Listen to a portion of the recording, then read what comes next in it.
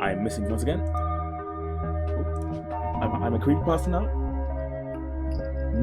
Me.exe.jumpscare. But good morning, afternoon, or evening, everyone. Welcome to Halloween, my favorite day of the year during one of my favorite seasons. Definitely top 2. I'm taking a bit of a break from Inscription because I do plan to play more of it later streams. And I figured, why not have the last day of Spooky Month be a game that's pretty horror-based, but not too creepy, but still very much a horrifying situation to be in. Buckshot Roulette is a game that I've had my eye on for a bit, and it has taken the internet by storm, it seems. I thankfully haven't been spoiled too much about it, so this will be a majorly blind playthrough. I kind of know the basic premise and sort of gameplay loop, but otherwise I don't know much about it. But let's not waste any more time. Let's, well, hit up the options and then get into the game itself. Controller, mouse. Kind of weird that I just choose which one I'm using as opposed to like having a sort of setup. English is fine. Audio, video. I could afford to lower the volume a bit. It seems. I don't imagine that having loud shotgun noises would be good for anyone involved. And then go, oh, full screen or windowed mode. Good to know. Alright, so let's get into some high stakes.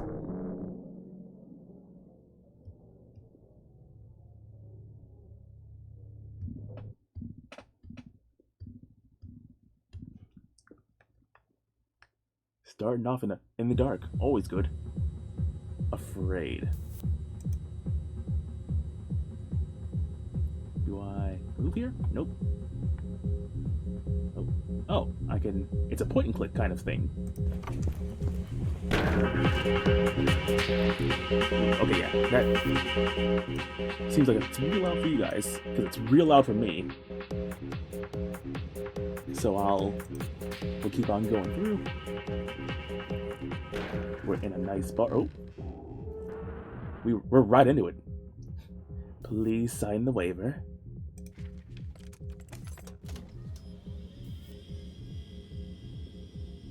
Enter our name. Baphomet. Oh, we only have, looks like enough space for 6 letters, so just Bath.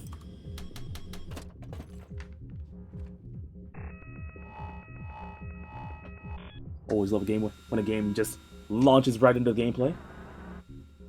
1 live round and 2 blanks. We're in a high-stakes game of Russian roulette. Alright. Shooting yourself with a blank skips the dealer's turn. Simple as can be. We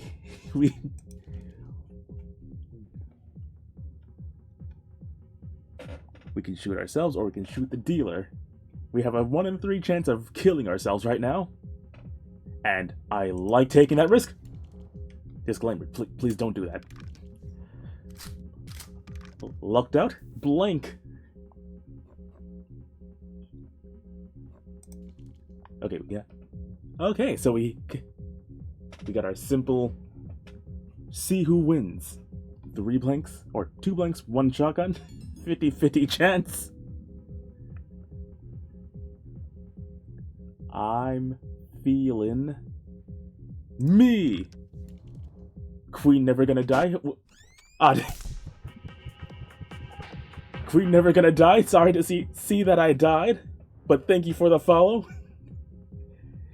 I missed that 50-50. And yep. Our dealer gets a free round. 3 live rounds, 2 blanks. The stakes have never been higher. They enter the chamber in a hidden sequence.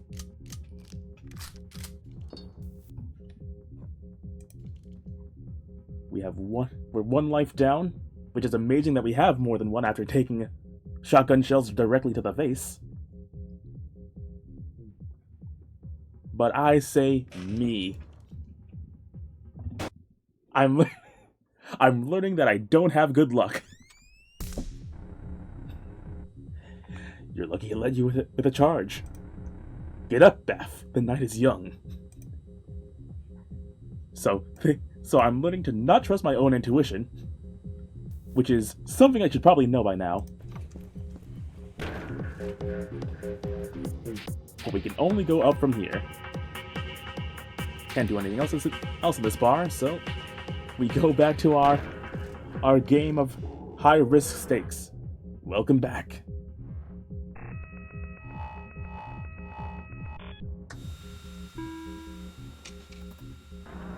One live round, 2 blanks. so we get our chance at redemption. We have the highest chance of not killing ourselves right now, so we'll take that chance. Amazing, amazing.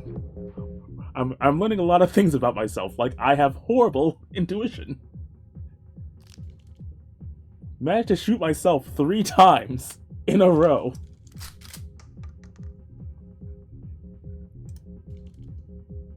Dealer gets two free loads of rounds to not kill himself with. 3 lives, two blanks again. We find ourselves in a very similar position. My gut says shoot him. Oh, thank God it worked out. It would be horrifyingly embarrassing if I managed to shoot myself 4 times. Please don't. Finally, my luck's turning around. Did not expect this to be how I start off Halloween. We're both at 1.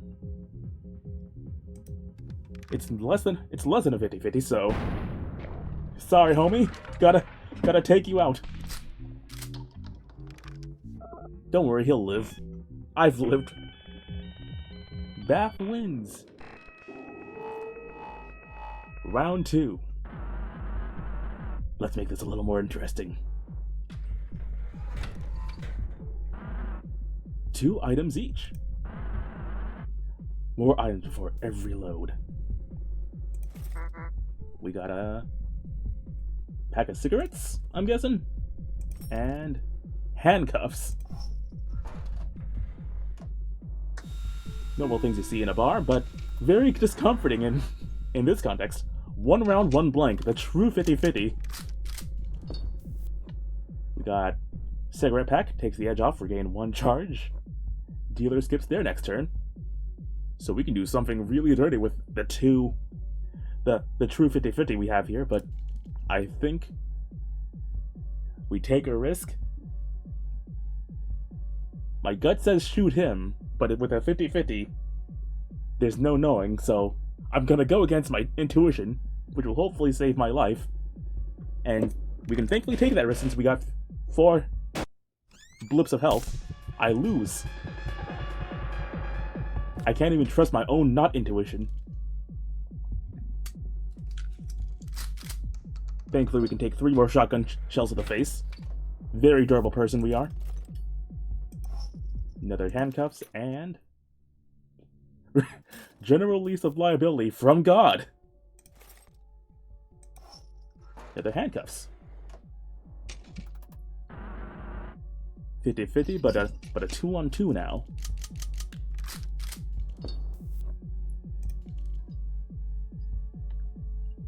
1 in 4 chance, or 1 in 4 chance to have this be a shoot, technically, so let's see how it goes. Lucked out. Now we only have a third of a chance to be shot, and we have 3 handcuffs. I'm liking our odds right now. Yeah, he has a worrying number of cuffs in this under the table for whatever reason. I would say, kind of worrying that it's that's in a bar, but this is also like a side room, so I'm guessing this isn't normal procedure for the bar. Alright, so he pulled on himself and lost and pulled a blank, so statistically, there is a 100% chance. Oh, never mind. There's more rounds. 3 live rounds, 2 blanks. Magnifying glass, check the current round in the chamber. As I was saying, I'm guessing this isn't normal procedure for the bar. Might be something that you gotta know a guy to know a guy to know a guy to access. It's a live round, so we know what to do. Sorry, dude. Nothing personnel, kid.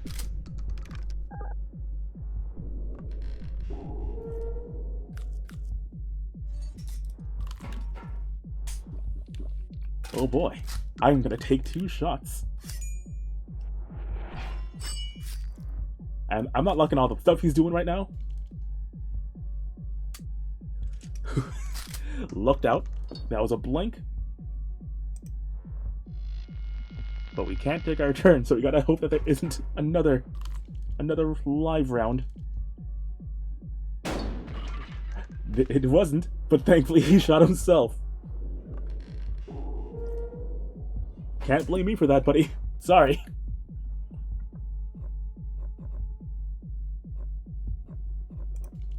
But if I'm remembered correct, there's now 1 shell, 1 blank. We're back to the honesty. Let's try it. Hoo! Lucked out. I think the round is ours. Magnifying glass. And another pair of handcuffs. This is some freaky dungeon stuff. I like it. 3 and 3 once again. I could... Oh, I can't, actually. Once I choose to shotgun in, I can't change my mind. So... We got the charges to spare. Let's choose ourselves. Dang, did not work out. But what's he gonna do? He's gonna lock us in. He can't outright kill us with the amount of charges left, since I already took one of those lives. 1 blank.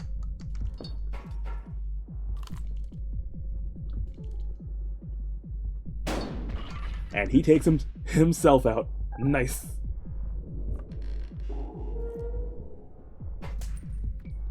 Now there's 2 blanks, 1 live, if I'm right. So let's try my luck again. I can't stop winning. Now we check to see what's in there now. A blank. So, I'm feeling generous. To me, nothing. And last but not least, to end this round off, taking the shot. We lost the first one, but now we got to download. 3rd round, it's looking like this is winner takes all. Long last, we arrive at the final showdown.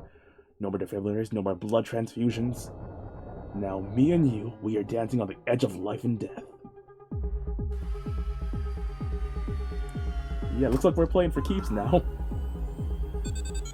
Connecting with the defibrillator. Something. Oh.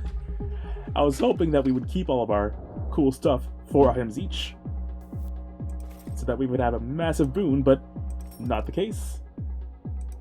We got the knife, soda, and another knife.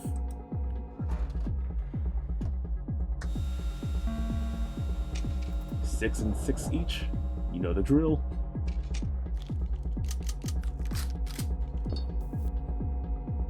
Racks the shotgun, ejects current shell. Shotgun deals 2 damage. And check the current round.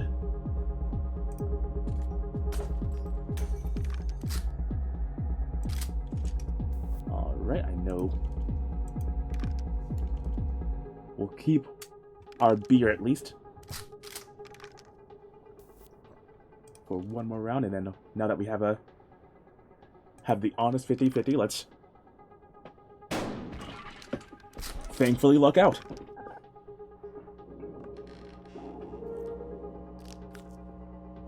Buddy must be very displeased right now. Oh, we'll have to do it again.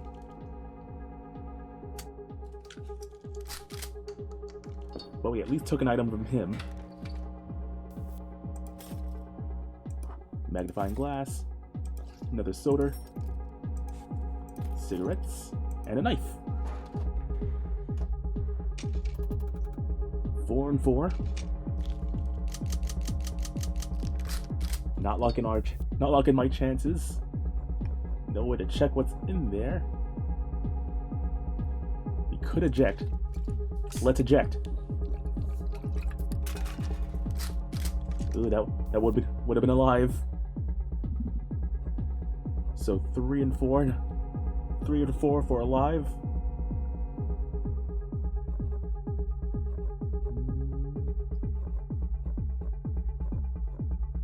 I'm feeling unlucky. Double damage, and let's see if we luck out. Whew! Okay, yeah. Thankfully, worked out for me. We take out 2, and we use 2 to take out 2, and now there's 2 lives left.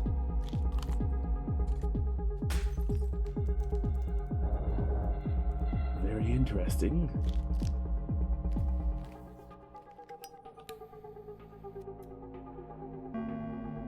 He regains a life, but we still net 1, making him use all of his stuff. He's really... he's going for everything.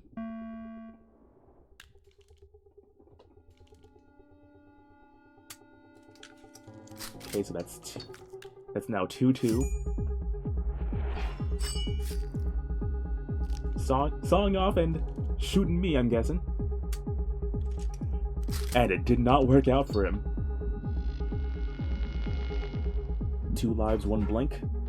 But he goes again.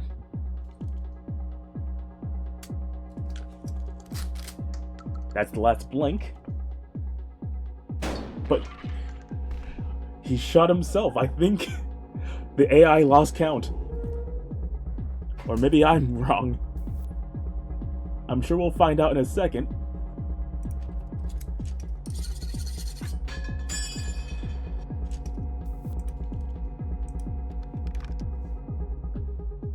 Spent all of his items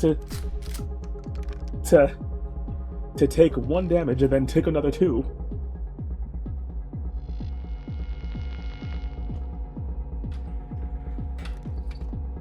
We still got a healthy amount of stuff on our side, so I'm feeling pretty confident. 3 magnifying glasses, very good. 3 lives, 2 blinks. Realistically, we just don't lose this. A blink.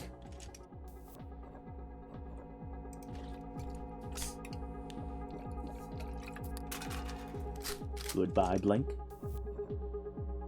And... okay, good, we got a live. So no reason not to go for gold.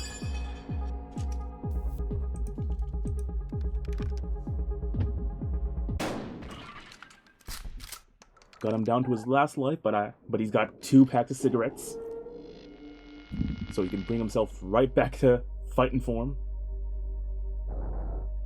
Are you ready? Not really. I have no idea what's about to happen.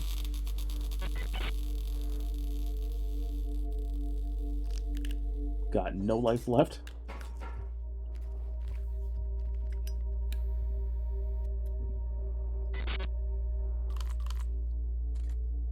He's got all the tools in the world right now.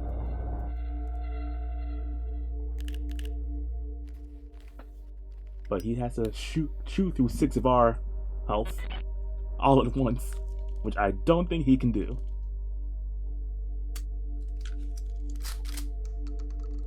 That's I was gonna say that leaves 1 blank left, but do not need to worry about it, apparently. Flawless victory.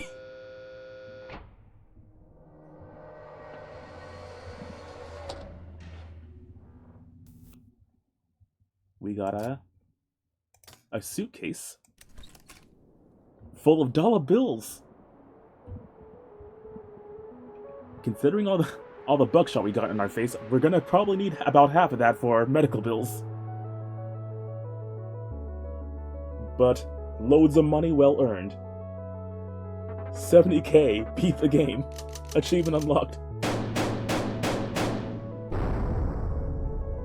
And I only needed 1 pack of cigars. And 660 milliliters of beer. 4 doors kicked. 33 shots, 19 fired.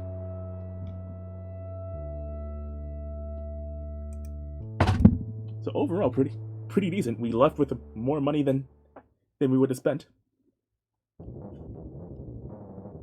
Double or nothing unlocked. You thought it was over? It's never over. 90% of gamblers quit before they hit it big, as they say.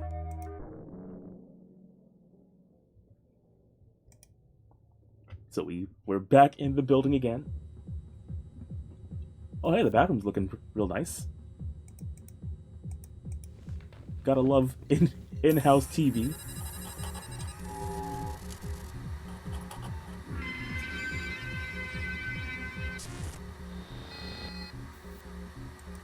Nice, we get stats.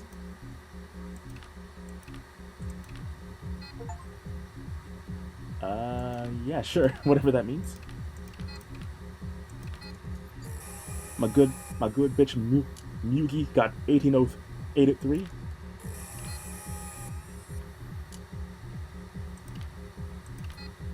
People out here with massive scores. So I'm guessing there's some sort of endless mode. Pill bottle. Consume pills. May impair your ability to drive. No idea what that entails, but sure, why not? Mysterious pills in the bathroom, you gotta take them.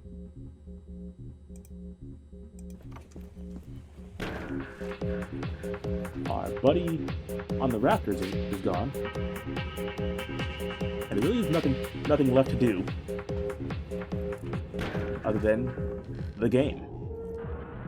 Please sign the waiver.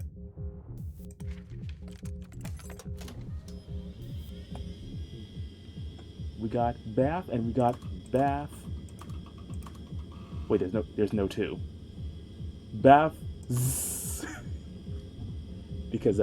because S is like the number 2, except in reverse. We have a proper 3 rounds this time, as opposed to 2 rounds of a lightning round. Some kind of detonator. And magnifying glass. I was a gambler like you once, but then I took Buckshot to the face. Not even once. Plastic 2 and 2, 2 blinks, 2 shells. The honest 50-50, love to see it. Responsibility of the current shell in the chamber.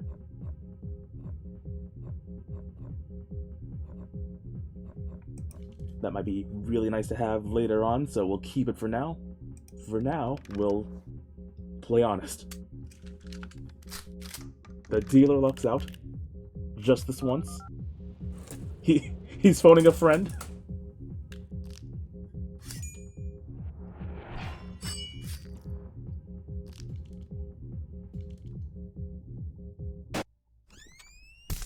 Dealer lucks out this round. I mean, it's only fair after we did him extremely dirty during the first. So now it's once again a 50-50.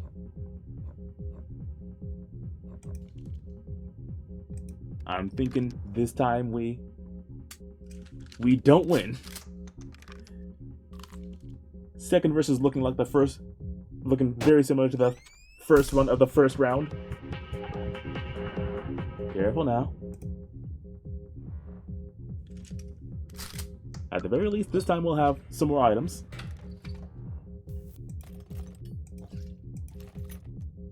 A grenade, I think. And whatever that, a pipe bomb. Another pack of cigarettes. But now we've got plenty of stuff. Burner phone. A mysterious voice gives you insight from the future. And adrenaline. Steal an item and use it immediately. So we get 1 for 1. First, let's regain a bit of health. Check out what this phone's got in store for us. Third shell blank. Alright.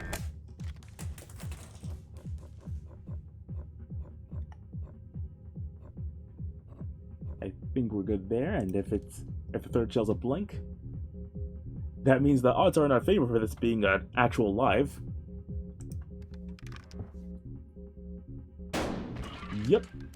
Statistics. Behold the power of math.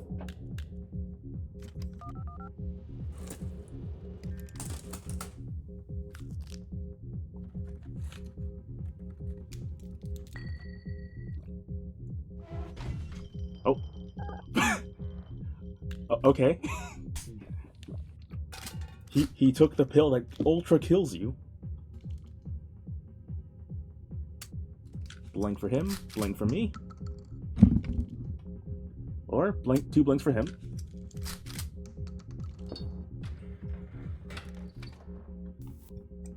We're on to next round.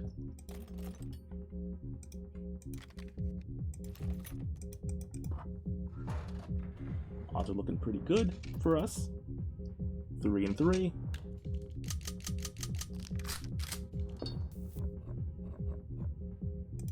Let's see what's inside the case. A lovely little live. Let's steal an item. Very healthy looking puncture tool there. Gonna take your knife for a bit there. Thank you. And let's end this off. The comeback. The only life point that matters is the last one. Baths wins. You are winner.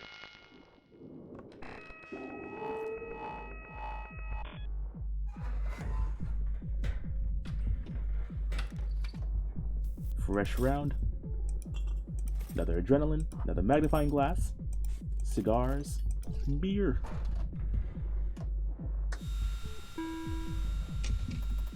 Just 2 lives, 3 blanks, 2 lives.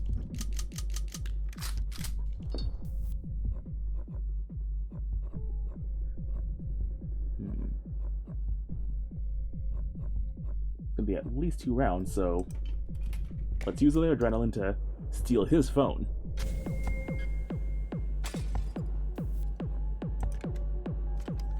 Information is the strongest power. There shall blink once again. And with 3 blinks, that we now know half and half. Knowledge is power. First and third, a blank.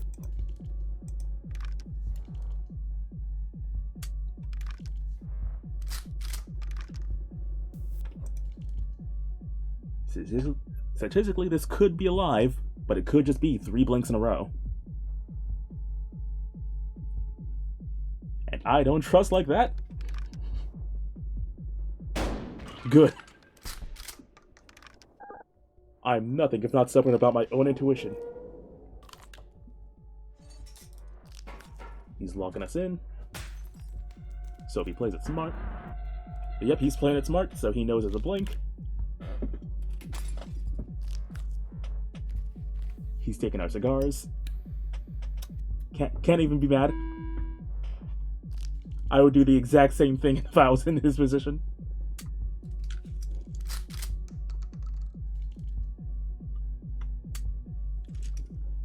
We lucked out.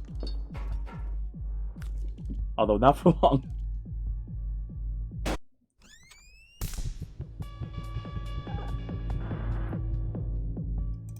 Hopefully our next round of items will be to our favorite.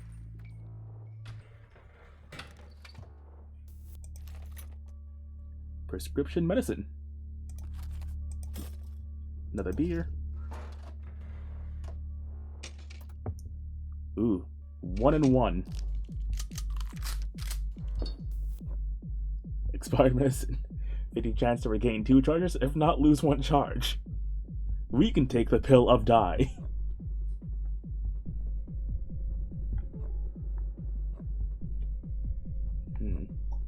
He's got a beer and the one thing I already forgot the name of. We eject the live shell. Nothing around this time, just an item recharge. Another one. A knife. Another beer. And another one. And another one. Got 3. 4, 4.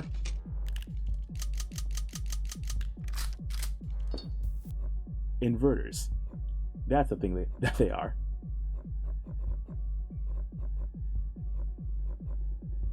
Ooh, I don't have anything good for this. I think the best play here is to say, fuck it, we ball. It ain't a 50-50 if it is alive. It's a 100% chance to ultra kill you. I lost that 50-50.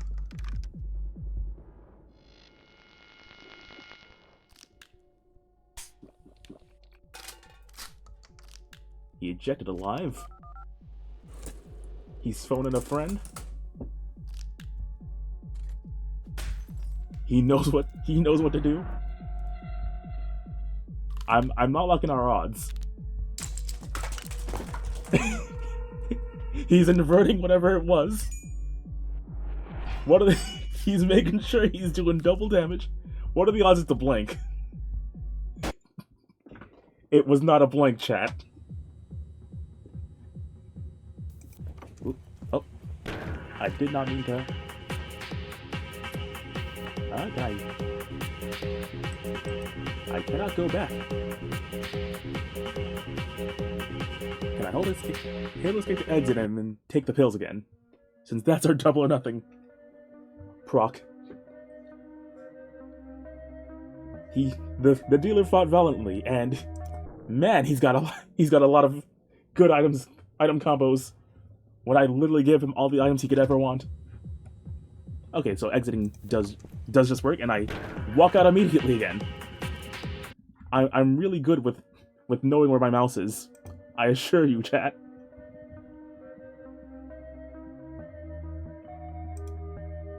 But just like the first run around, we got the download now. We'll totally win. Statistically, we have to win eventually.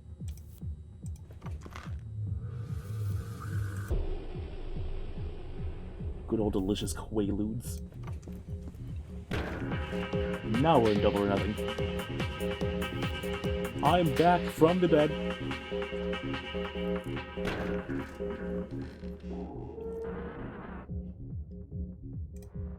This is the only thing that will give me enough money for my crippling amiibo addiction. Bath E. Because E is like a 3, but backwards. And this is my 3rd incarnation.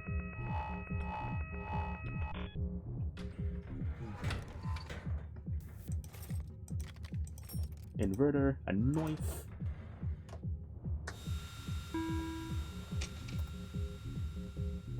The honest 50-50.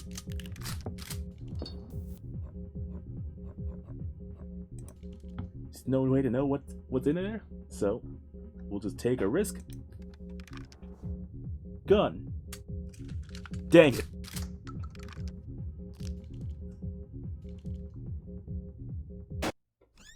First round is on us. Thankfully we have 3 more lives to spare. We now have the download, the true download. We will never lose ever again. Phone a friend. Pills of ultra kill me. And another inverter. Some adrenaline.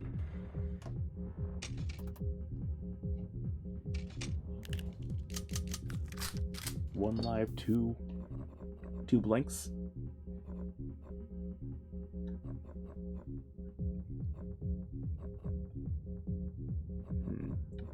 Okay, yeah, let's popping adrenaline. Steal his magnifying glass. It's a blink.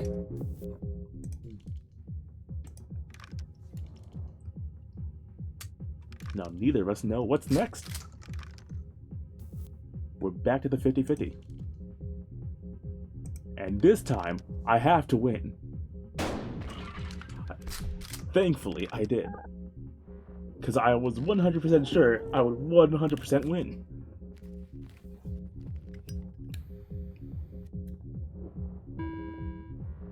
He's back up to full. It is now... the remaining bullet is now alive. He's doing double damage. This will only go well for us. Oh no, it's not going well for us.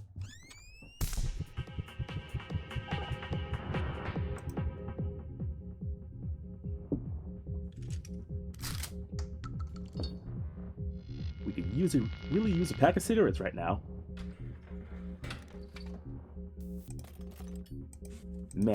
Man, I'm good. I called it 100%. Another 50-50.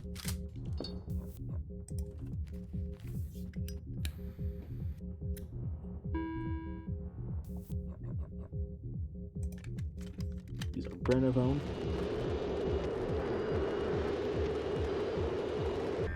We got alive.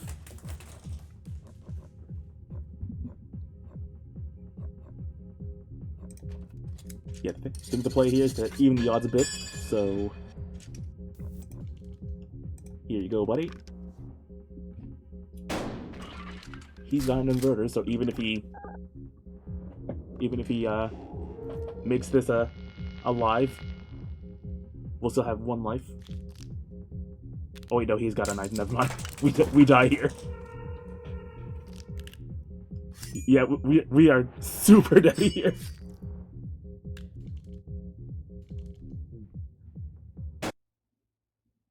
You know, I should have saw that. I should have seen that coming, and probably should have taken note of what items he's got at his disposal.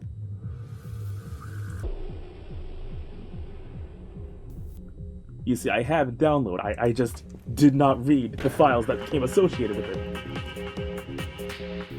But we try again. This is technically our third time going against Double or Nothing dealer, so this is our third time's the charm. With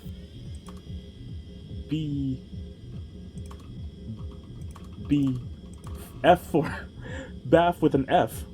F for 4. Baff.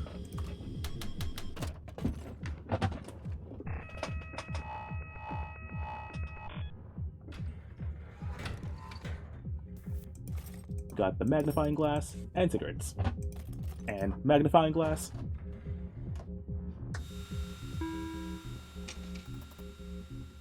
Two lives, 3 blanks.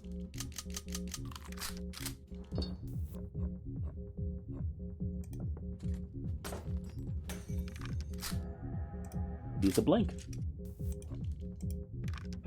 We are now 50-50.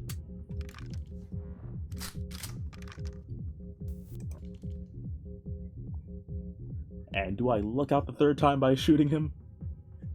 I think I do. I don't.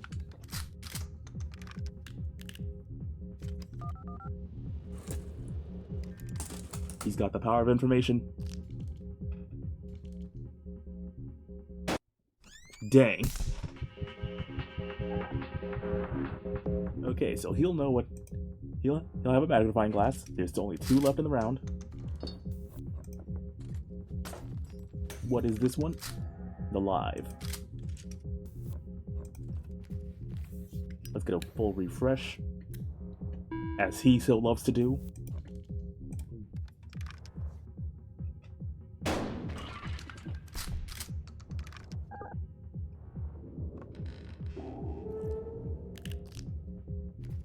Yeah, that's fair. We're back on even ground. He knows it's a blink.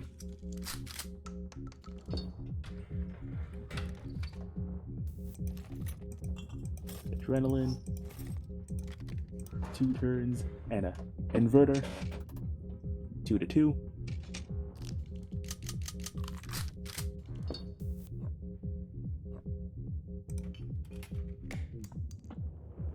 I think the call here is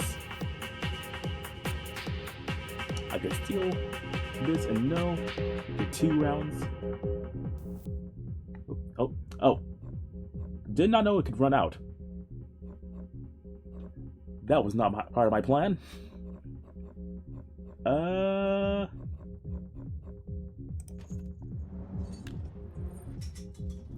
Let's at least get guaranteed 2 turns.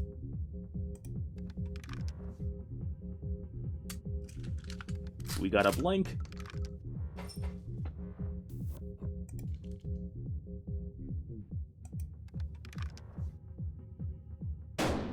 Okay, we at least got 1, so...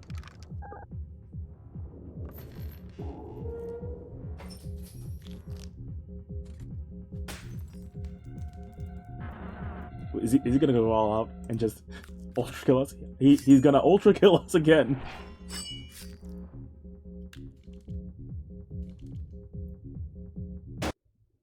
We are going to 4th times the charm.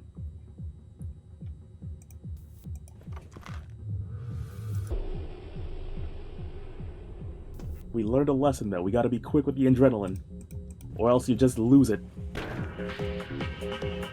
Our stats for this, for the double or nothing on, is gonna look horrible.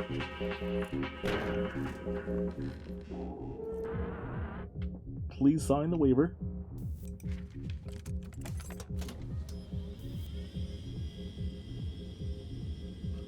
I can't really fit anything that looks like a 5, other than the 5.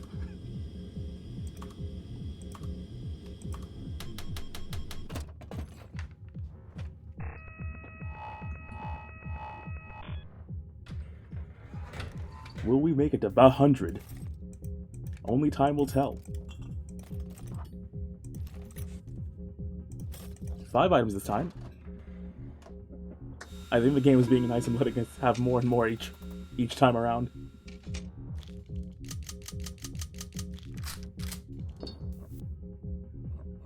Okay.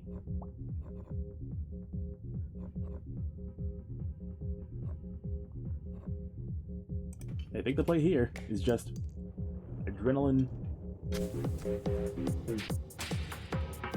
steel phone. 7th shell blink. That's a long ways off though.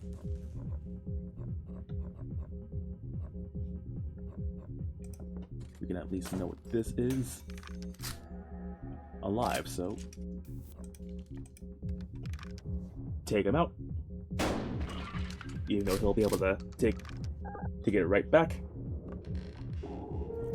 Blink in 6.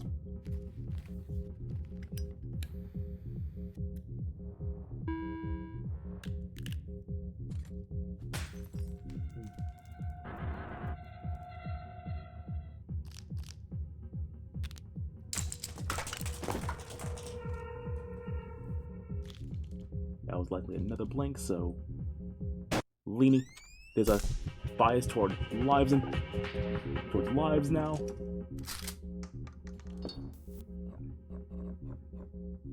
Next blink is in 5s.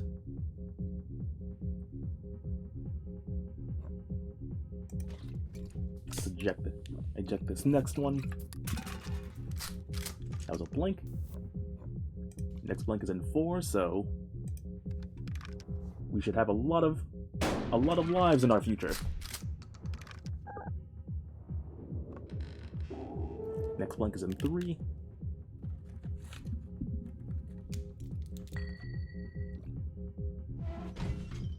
He took the pills that kills you.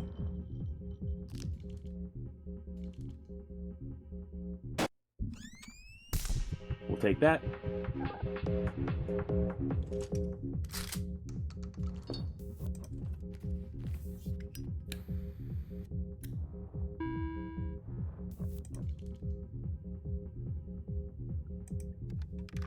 should be another shot here. Yep. Next one is a blank. But does he know that? He does.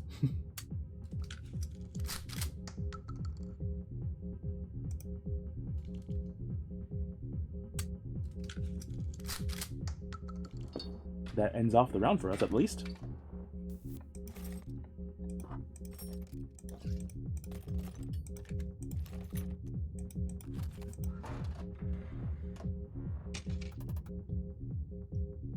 Two and three in favor of the blanks. Well, actually, he only has one life, so we'll phone a friend here. Fifth shell, live round. What are the odds that this one is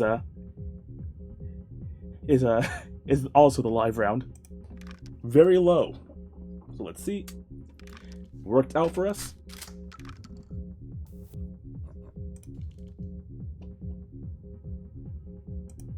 I'm feeling very lucky. Very nice.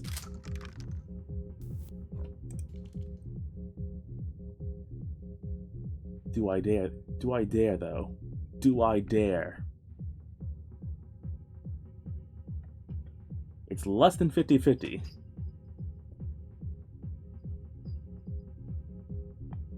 I'm feeling lucky. It worked out. We have a unanimous 100% chance to ultra kill the man.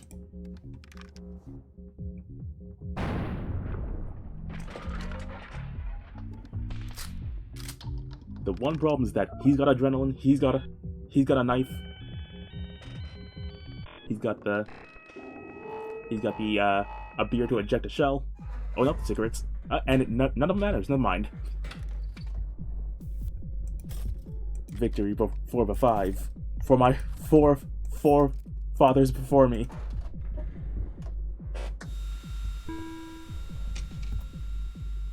One and one.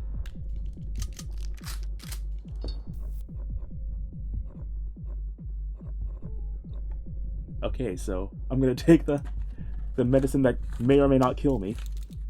Since I can. It killed me. The good news is that he can't kill me right now. And I'm feeling ballsy. There's no way that I would be able to shoot myself 4 times. There we go. It was a blood sacrifice, you see. I kill myself to take another of his lives.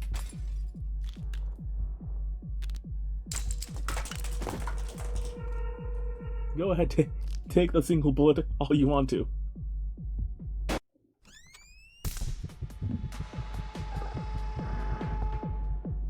We're on even ground.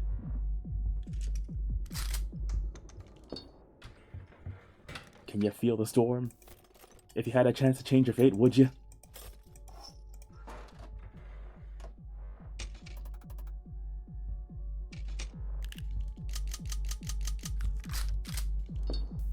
Not liking our odds here at all.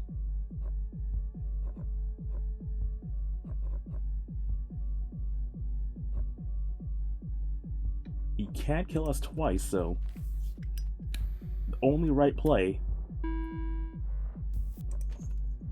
take the cuffs and hope that there's a live within the next 2. We only needed 1.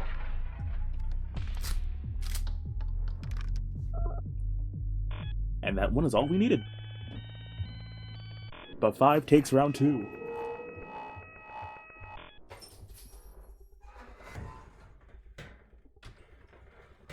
For all 4 of my forefathers before me, we enter the 3rd round. To take 2 items. And all we need is to win 1 more time.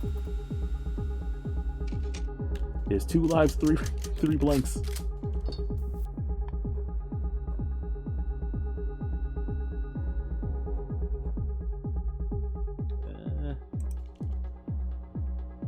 let's save our items for now.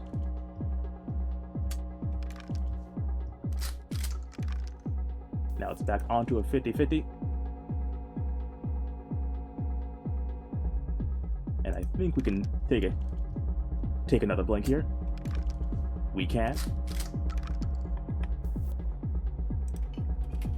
Smart move here is to take the adrenaline. Take the cuffs.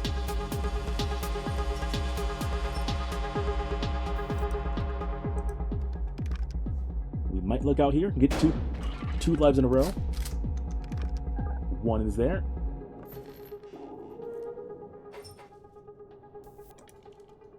And hope for number 2.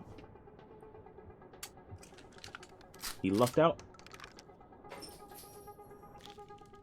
And now he gets the 1.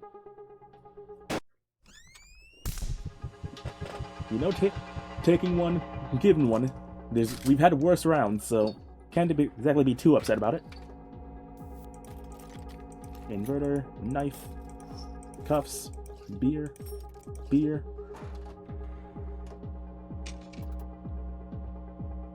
blinks, 1 live.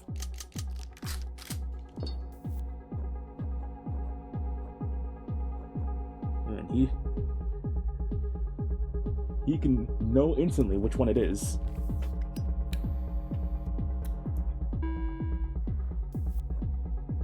Okay. I'm thinking about this. If we eject the current one, we'll know it's a 50-50 and then be able to lock him in. Or we could lock him in right now, invert, hoping that it's invert whatever is in there, and then if it's alive, then we get 3 blinks. If it's a blink, we get 2 shots.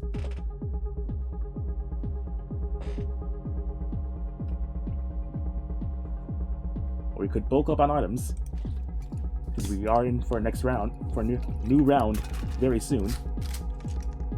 Okay, so it's a 50-50 right now. And so we do the handcuffs. And I'm thinking the current bullet is a blank.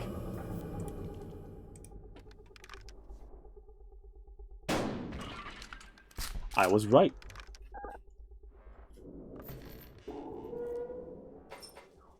And since we know that one was a blank, we know the next one is alive too. And right now, we ended up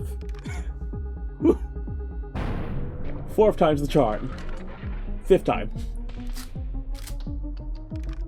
Because we're buff-5.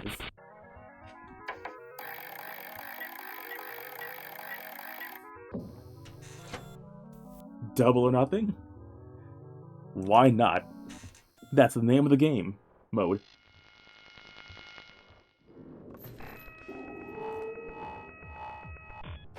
Okay, so that's how people were getting such high scores. They were literally doubling their score over and over again until they became so good at the game that they could not lose. But 5. 3 and 3.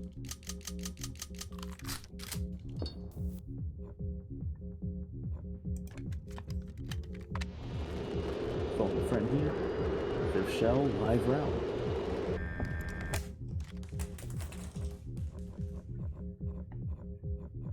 And I'm banking on,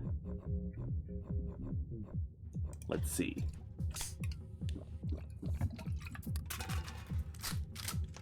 Yep, blank here, live in 4. Lean towards, there's a heavy bias towards lives right now, so he lucks out. And he has the opportunity to ultra kill us right now. Double or nothing is looking to be nothing. He's phoning a friend just to tell him, hey, I'm coming home with a lot of money right now. Yeah. Sage.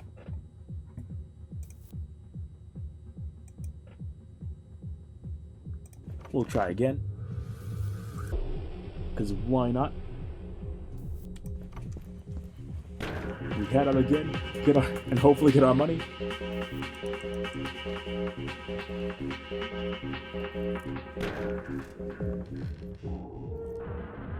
But 5's greatest sin was greed.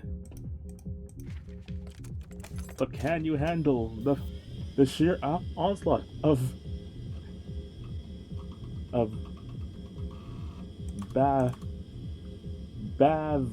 where's the V? V.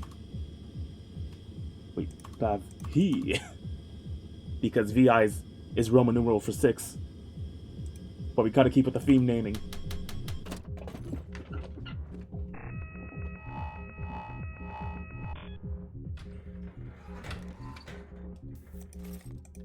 Phone a friend. Adrenaline. Beer.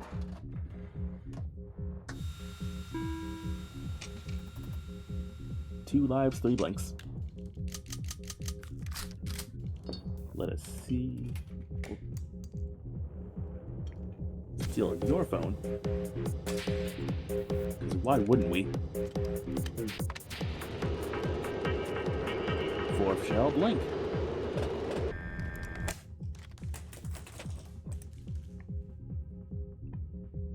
And I'm banking on an early live round. Yep.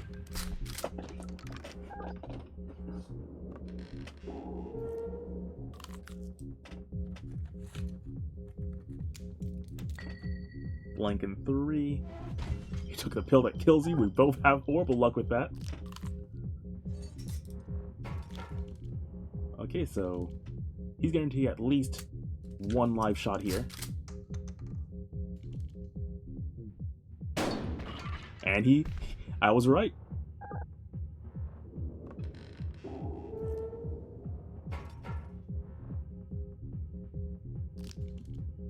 It's only a blank here.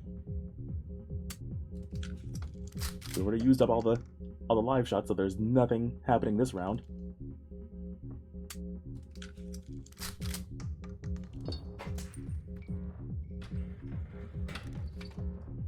Gonna be real interesting this time around. Adrenaline, magnifying glass, pills that kill you. 4 and 4.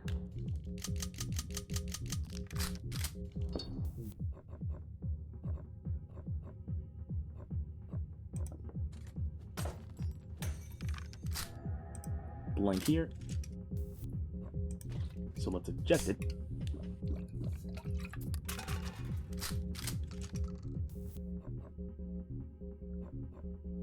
And I'm thinking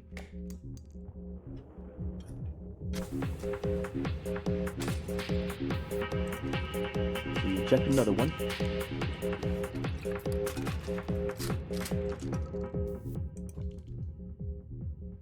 We have a heavy lean toward lives now, so it's now or never.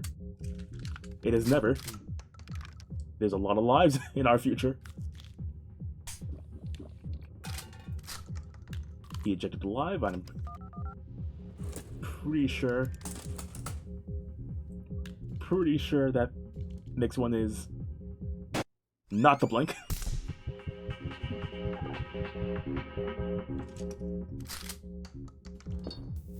He knows something we don't. Yeah, that was the blink. The last blink. We'll lose 2 lives here, but we now know that there's only lives left in the barrel.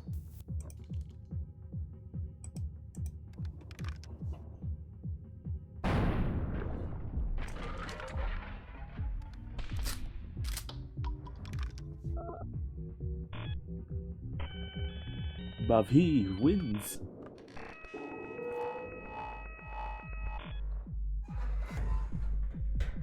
With any luck, we'll be able to redeem ourselves. Our previous incarnation.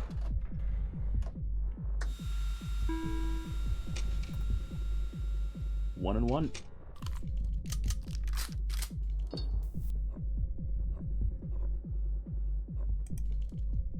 We had a lot of blanks. We had a lot of blanks in a row, and a lot of lives in the row. So I'm guessing the game's gonna keep on with the live. Nope. At least we get a bunch of items next round. And we can just heal ourselves from this one.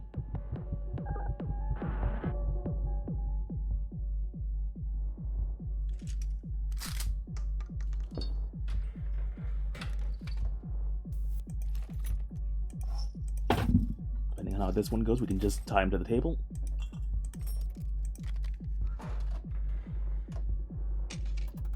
Three and four in favor of the blanks.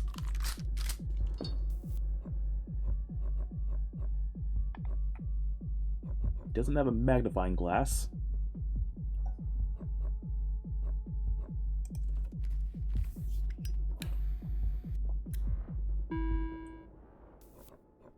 The only play here is to use everything we got to see what will be next. It would have been alive, so we know that there's less lives now. 5th shell live round. This is dangerous because there's only 2 lives left, and it could be 2 lives in a row with, like, at the end of the barrel, or it could be this is the next live.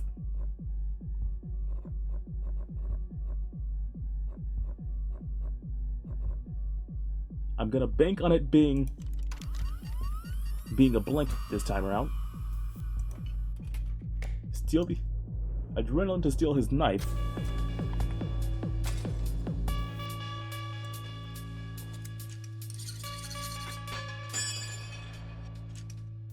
And tape him to the table.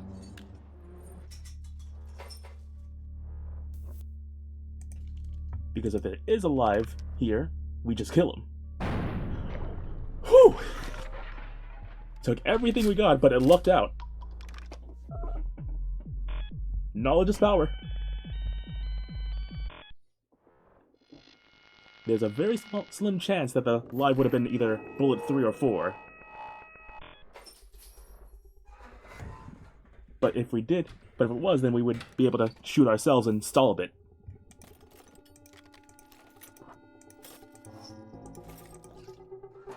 Good spread. 3 charges, 2 and 2.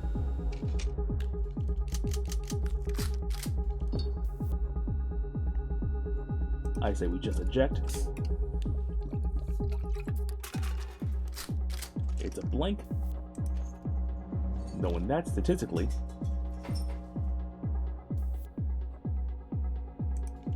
Shoot once. He lucks out. My heart said to invert, but I didn't want to believe. But shooting him once is still decent. Even if he will just heal it next time.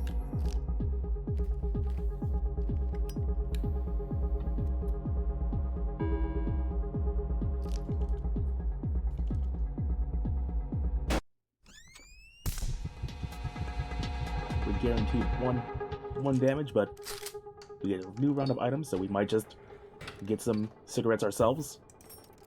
Just like that. Man, I'm good. Man, I'm good. Another 2 and 2.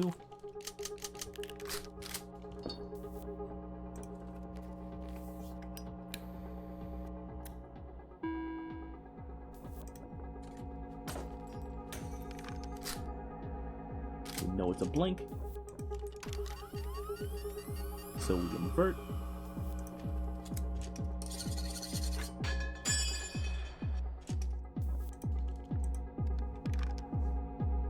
I gotten used to him doubling damage, and might as well do the same for him.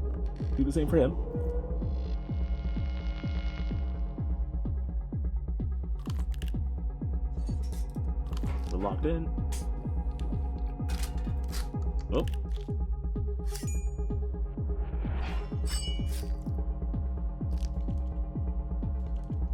I was hoping he would get unlucky and eject another live.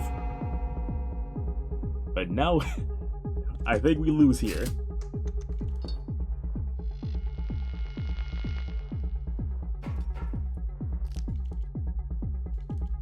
Yeah. Probably could have played that better, but oh well. We won once, which is all that matters. So I'm gonna move on to a new game. But overall, very fun game. Simple, a bit arcadey, but very effective what it does. And plus, I'm pretty sure they said that they'll be doing more content updates in the future. So hey, I know that they recently released a multiplayer mode, which is always fun. And who knows, I might one day return to it. Just because I do love a good game I can pour hours into. But for now, we got other games to play. Other spooky games, like...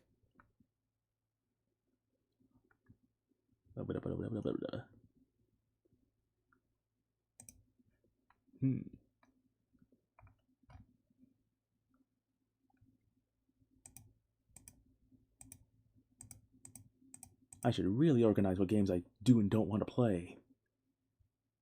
And what games would be fitting for the season.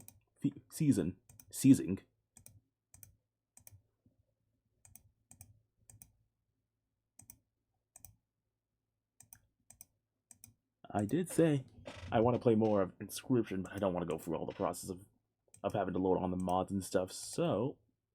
Ooh, I know. I'm an occult goat, so we'll play an occult game in the Cosmic Wheel Sisterhood. A game where you make your own tarot cards. Gotta support all my witches and bitches out there. Nowadays we gotta save hex and have sex. That was dumb. That was bad. Even for me. Loading the game up. And waiting for Streamlabs to recognize that the game is in fact a game that I can display for the world to see. While I do that, I'll change the stream settings.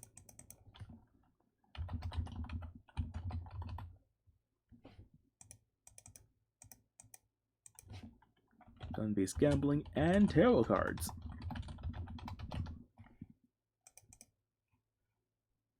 For their neutral special, the Fool wields a gun. Okay, there it is.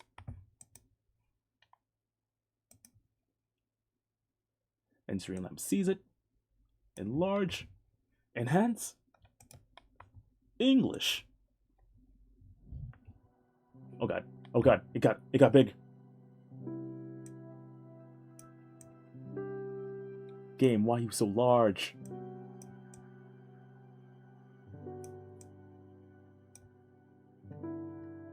By the Pope.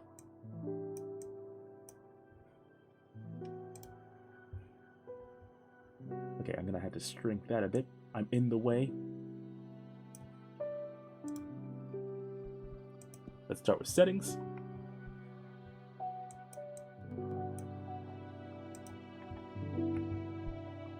Make the text speed fast, because I live speedy.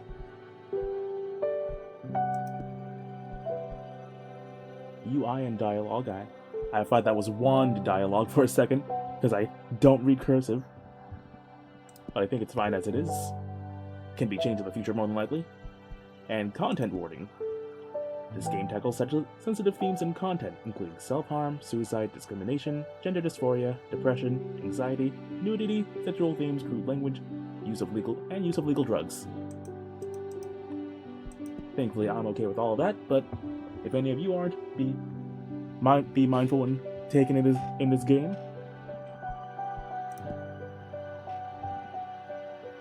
3 empty slots. Choose the top one. Eternal Void, heed the words of a prisoner. I beg of you, send me a curse to break this immortal isolation. Hear the chant my mentor once forbid me to recite. Stranger to my soul, invade my body. Stranger to my soul, invade my mind. Grant me an eye to see beyond my torment. Take my pride, my sorrow, my chains. Turn them into power, wisdom, revenge. Stranger to my soul, invade my magic. Stranger to my soul, become my faith. That is a beautiful song. It feels great to be awakened again. Who are you? She's beautiful. My name is Fortuna. I am a witch. Why did you summon me? Because I'd rather lose my pride than my sanity. I mean, that's fair, yeah. Sometimes you gotta... The strongest thing one can admit is that they are too weak to handle something and they need help. And sometimes doing so gives you some sanity. Gives you some peace of mind and all that. Sounds fun. Tell me more. I was condemned to exile by the leader of my coven. Today marks the 200th year of my millennium-long sentence. And I can't take it anymore. I need your help. What do you use as a clock? Humanity's cradle. Planet Earth. Oh, 200 human years. That's quite some time. I feel you. I have been in prison for 5,402 years until you summoned me. Just a little bit. Isolation can really do a number on you.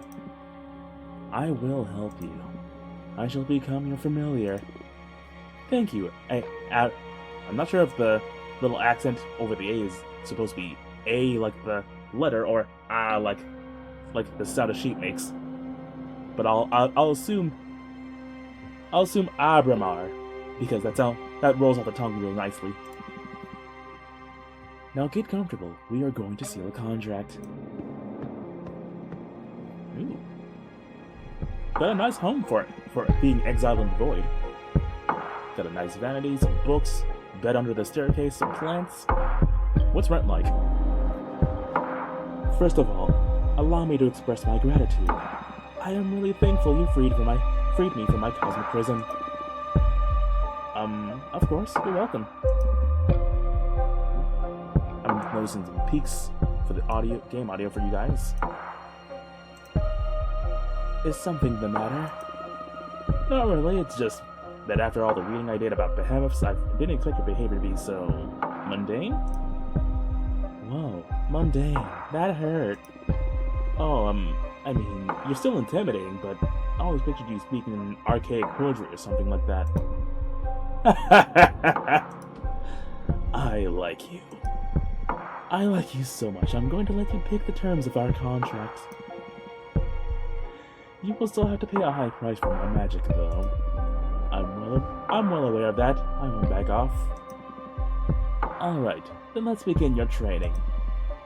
The ceremony is 5 days long. Let me know when you're ready to begin. Right now. You're already my favorite master. The first day is the easiest one. An interview, so we can get to know each other. Lesson 1. Admittance. Good thing to know with demons. Know the terms of your contract before you enter it and know who you're dealing with. Tell me about yourself. What is your specialty? I am a fortune teller. Oh, one of my favorites. Would you mind doing a reading from me? I can't. As a part of my sentence, Adana banished my tarot deck. Adana is the leader of my coven. Wow, you must have done something really grave to get exiled and deprived of your magic. I foretold the falling of my coven. Bleak, but how are your visions your fault? After my premonition, the coven was consumed by despair. Many witches came to me for counsel to prepare for the end times. Adana didn't like that. She holds supreme authority in our coven, so she decides to exile me to this wandering asteroid. Very vindictive. Our leader determined that even if all covens must fall eventually, advertising their demise would only push the catastrophe forward. Adana decided my power posed a great danger to the peace inside our coven.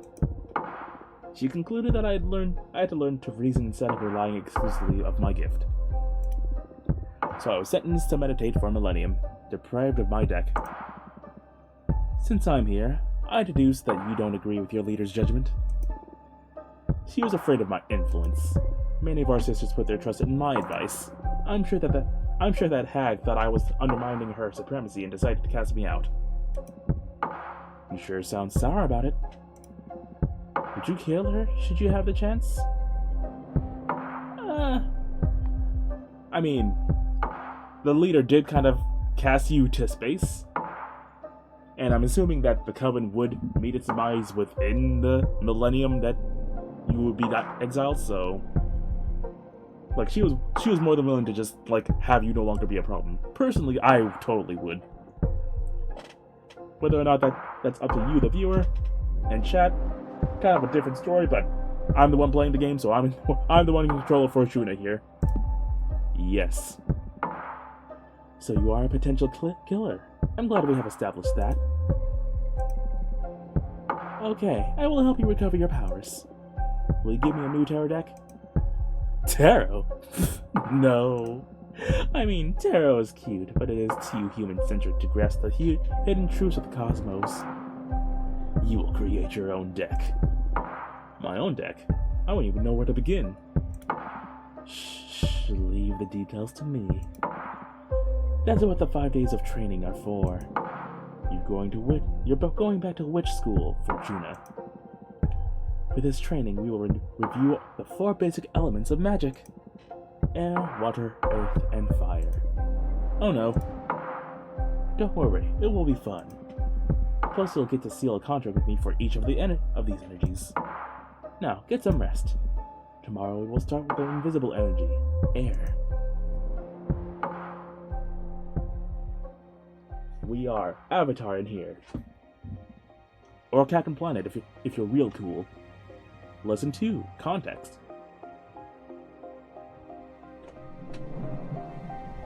Gotta say, I love the sprite animation already in this game. Absolutely wonderful. First day of school. Are you nervous? To be honest, I'm just happy to be able to hear something other than my own voice. Ha, that's cool. Today we are going to talk about air. I'm going to focus on what will be useful for creating our own divination deck. Understood. Air represents the invisible, the negative space that which imbues everything. Air is the collective subconscious energy within a community, the ecosystem. Air is everything that surrounds us. Air is context. Exactly. Master your air and you will acquire unparalleled awareness. There is power in knowing one's place. Even when isolated, you are one with the cosmos. Now for the first part of our contract, we will seal our air energies together. Yes, please. I mean, same, to be honest. As I promised, I will let you decide the nature of every seal. You just need to answer that question. But careful. Your answers will affect your fate dramatically. I'm reading that as multiple endings, and I'm all for it. I'm ready. For the air seal, how do you want to be perceived? I want to be feared, I want to be adored, or I want to be pitied. None of these are really ideal. I mean, personally, I view air as like, you know, the air. Something that blows towards, blows against, something that encompasses you or leaves you behind, and depending on the area. So, for the air, I'd assume it's something that people will always want, especially as a goat myself who needs oxygen. So, I think that's a good place to start. Air is an energy to be embraced and adored. I want to be adored. Ready for an ego trip, huh? I'm on board.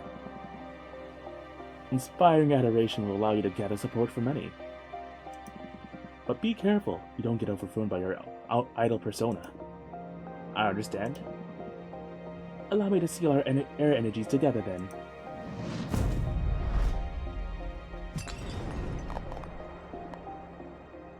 Ooh, we got a sort of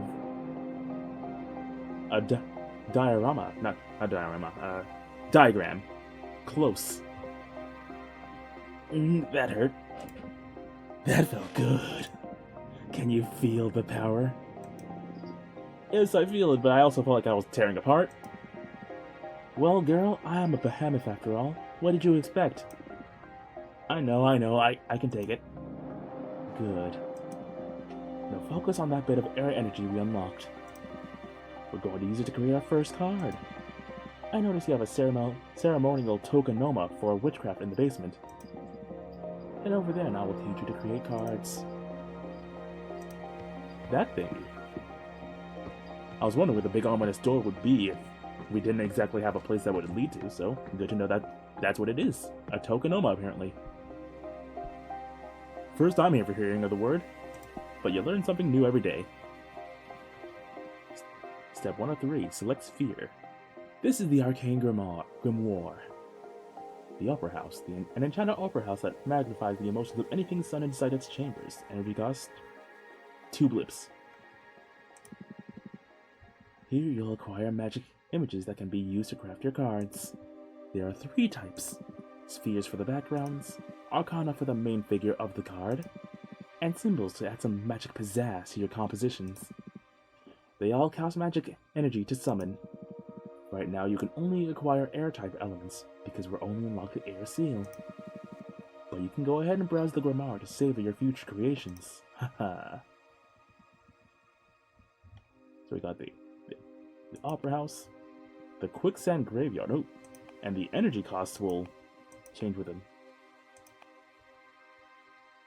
I'm guessing that's fire. The Pleasant Prairie.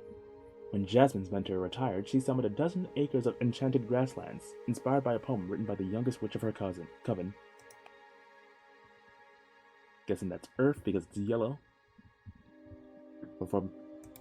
I'll leave that to when we get to it, and then lastly water because it's blue. So I'll leave those to when we get to those specific elements. The road back is lethal. The road ahead is unknown. That feels very airy. Demonic desert lines, very striking. Oh, ma'am, let me gaze into your abyss. I'm liking what our cars have in the future already.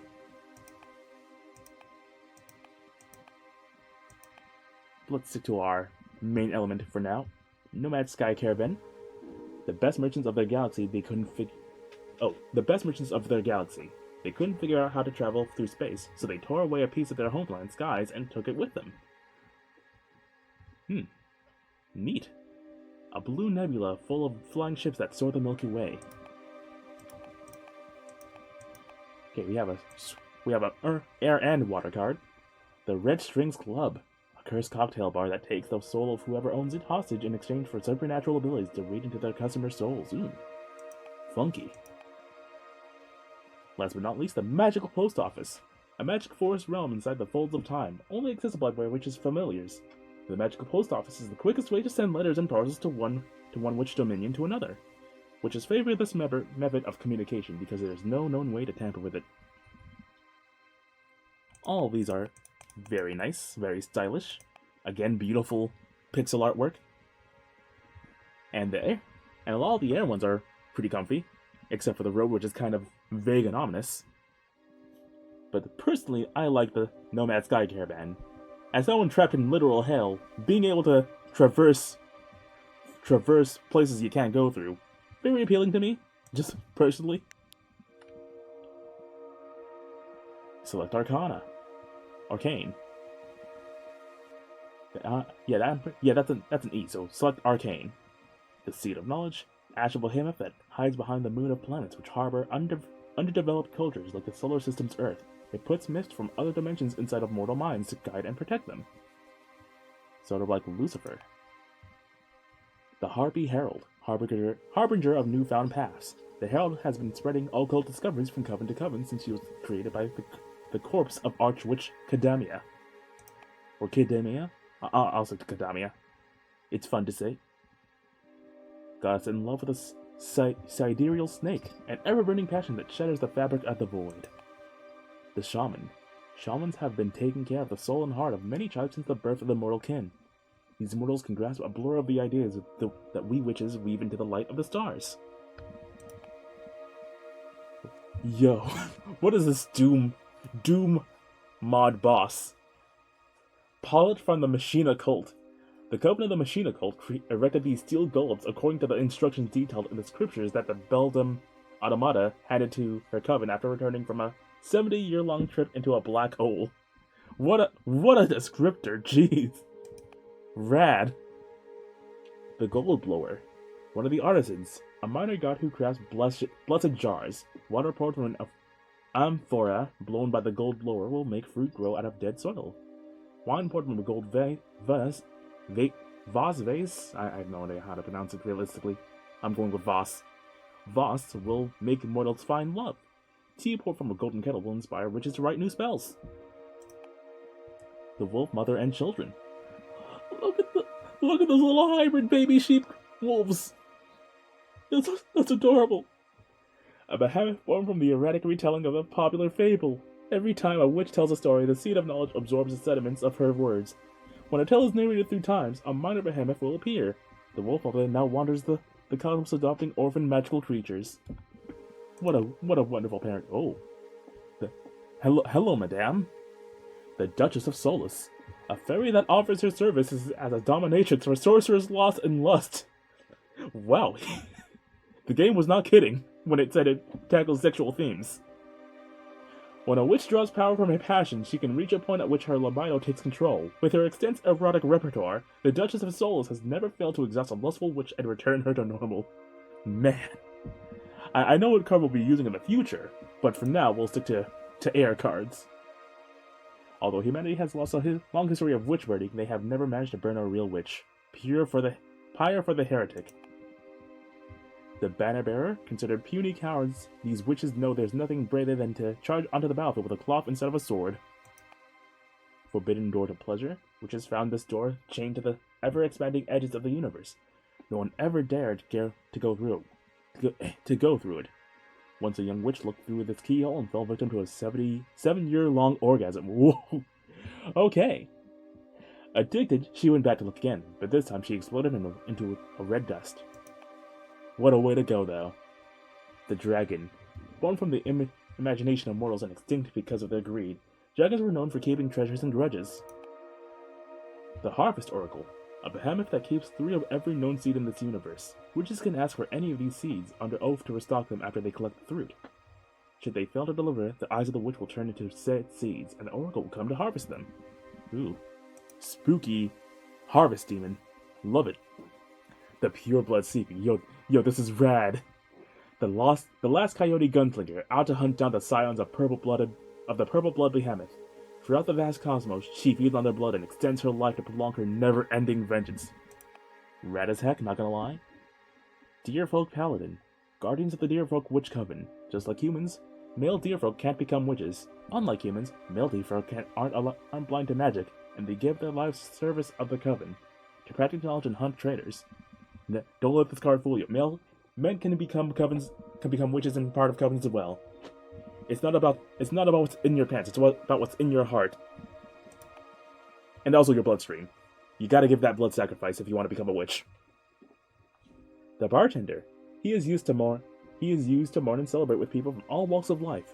He knows how to look into the soul of a mortal, and he knows how to exploit it. The Avian Dancer. Exotic dancing spirits that are summoned throughout the universe for their ability to take a celebration of levels of pure ecstasy. They have never visited planet Earth. The Florist. A very old man that has given his entire life to the art of growing and reading flowers. He's got to know not only their names and properties, but their effects on the hearts of mortals. The Astronaut. He knows that time is a sea, and not a line. He's on a quest to make the universe equal, and just for every life form. Do not rai. The Fallen Hero. Heroes don't protect the people, but ideals. A symbol of resilience and sacrifice. They can only be killed by corruption. Very, very enigmatic main figures for our cards. Loving all of our options. Keeping with our win theme. I think the Harvest Oracle is the one I'll be going with. Oh, I don't have enough energy, never mind. Oh, okay, so we gather energy via the various elements, and then we spend that energy to assemble our cards. Okay. I get it now. So the only one we can select is the Harpy Herald, and the Shaman. I'm particularly fond of shamans, being able to tell people that the occult exists, the esoteric is out there. Last step, select symbol. Got a lot of these, so I'll save that for when we go through them, and once again stick to the air ones. We got the Onyx Trumpet, a blatant way to announce your will and desires. This instrument has many detractors, but no one is able to ignore its sentiment. Simple but effective. Aether Wings, one of the most popular spells among beginner witches. The Aether Wings spell not only allows the user to fly, but allows them to gift wings to other beings. Love a good fly spell. The the Gerucht Tech Kuch. Gerucht Tech Kuch. Yeah, let's go with that. A magical trinket created by boiling seashells and beluga oil and marrowbone. Whatever you whisper into a Gerucht Tech Kuch will transform into gossip that spreads like wildfire among mortals and witches alike. That sounds fun. The Minister of Seas. Whatever secret you confess, the Minister of Seas will keep anyone from spreading it. The spell will break if the eel dies. So kind of like the opposite of the Gerucht Tech Kuch. Fire. What? We got the Arbiter book, an Arbiter's most essential tool. Whatever they write in the books is updated immediately in the Master Grimoire, and once the information is classified by a superior officer, replicated throughout every book of every Arbiter. Then we got the Inevitable 3, a summonable flock of legendary prey birds that can deliver any message, hunt any fugitive, and steal any trinket. Mischievous little rascals, I love them. The Dark Matter Bow, an arcane bow designed to hunt spirits. It cannot hurt physical entities, so sometimes witches use it for mock battles and recreating William Tell's infamous shot. And that's all of our wind element stuff.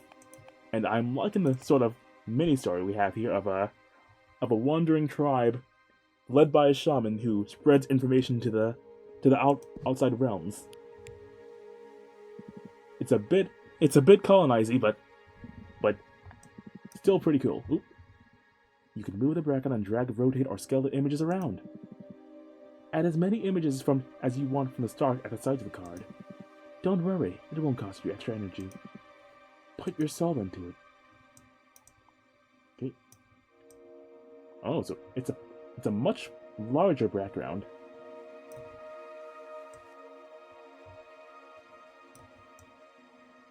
We can frame it as we wish. Kind of wish I could put this a bit higher, but this will do. Can I enlarge? I can flip it around. We can sort of enlarge it.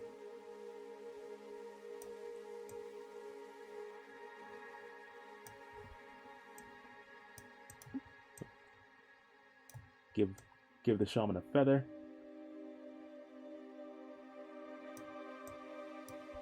And what do these do? Not much. Move it to the layer.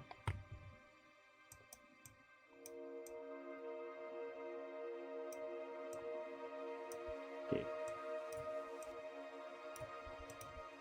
There we go. Yeah, let's add some theming to our various caravans here. The Moon Shaman, traveling throughout the cosmos. A bone and a feather. Bird-coated shaman. Gotta have it.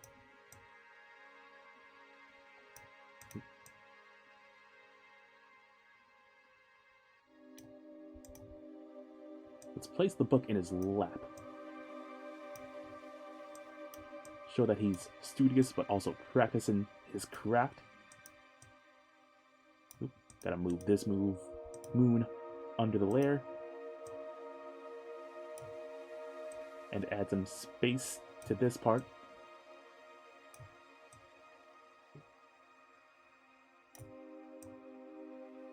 A bit busy for a card, but I like it.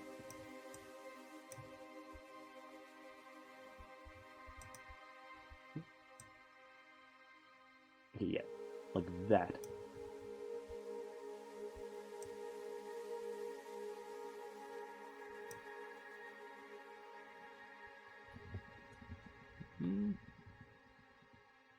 I think that's good as it is.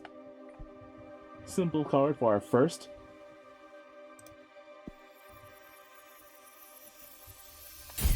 Spooky stuff is happening to our card. The Elder Magpie.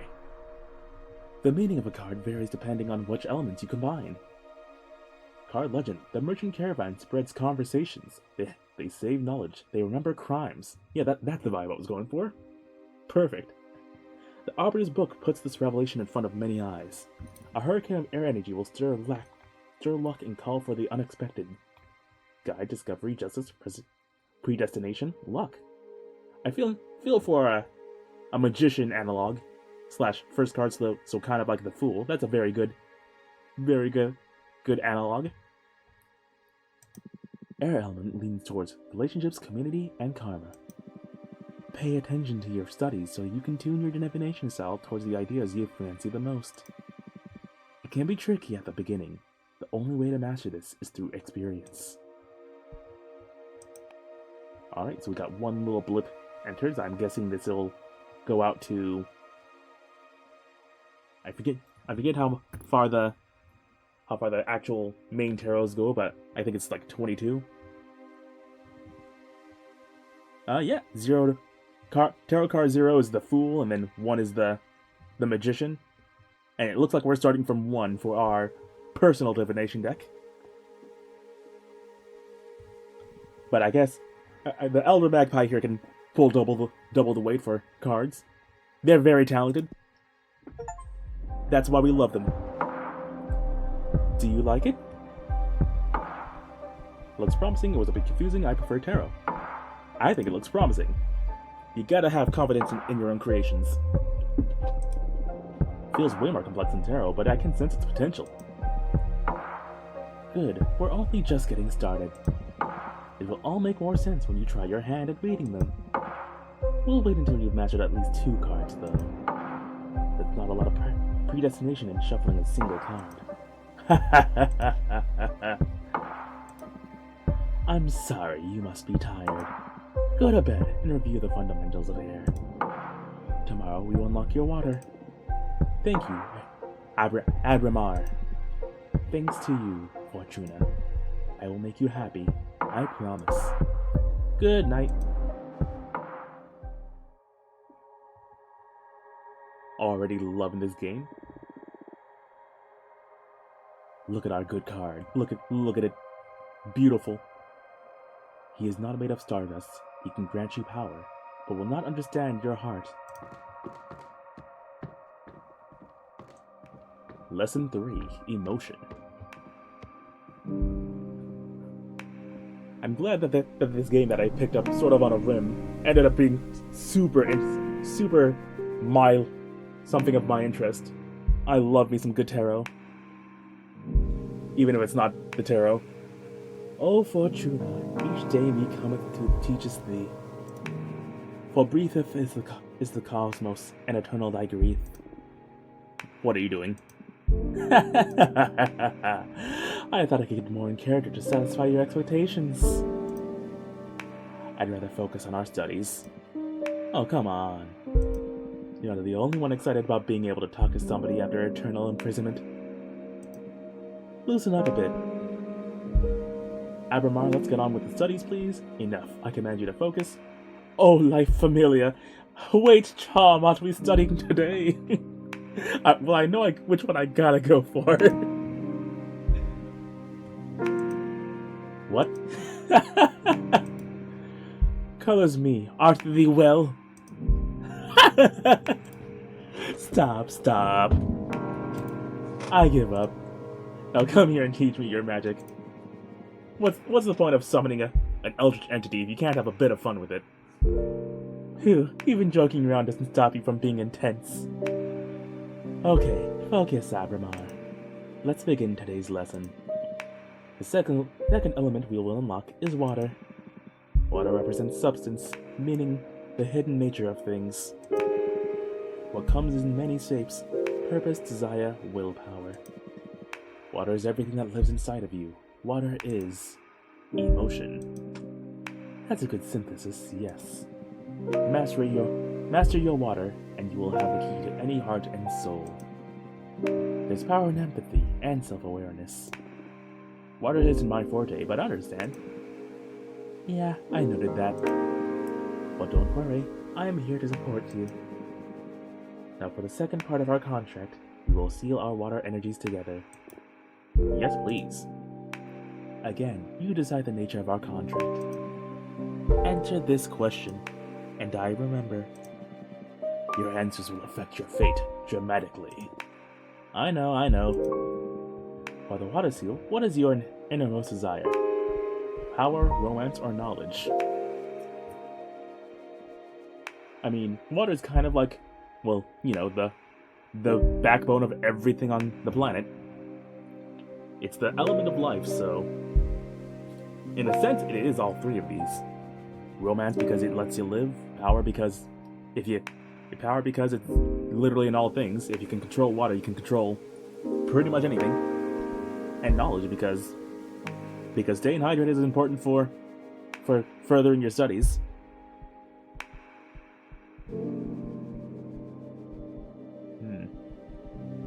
We had a sort of like the simple answer for what wind represents. So I think something deeper would be good for water. Romance. Interesting that you specified romance and not just love. If it's sex that you're interested in, I can provide. Whoa! I mean, promise? No need to waste a seal. Shut up. Romance it is then. I am, of course. Got my. Okay, thankfully I picked up on the thing.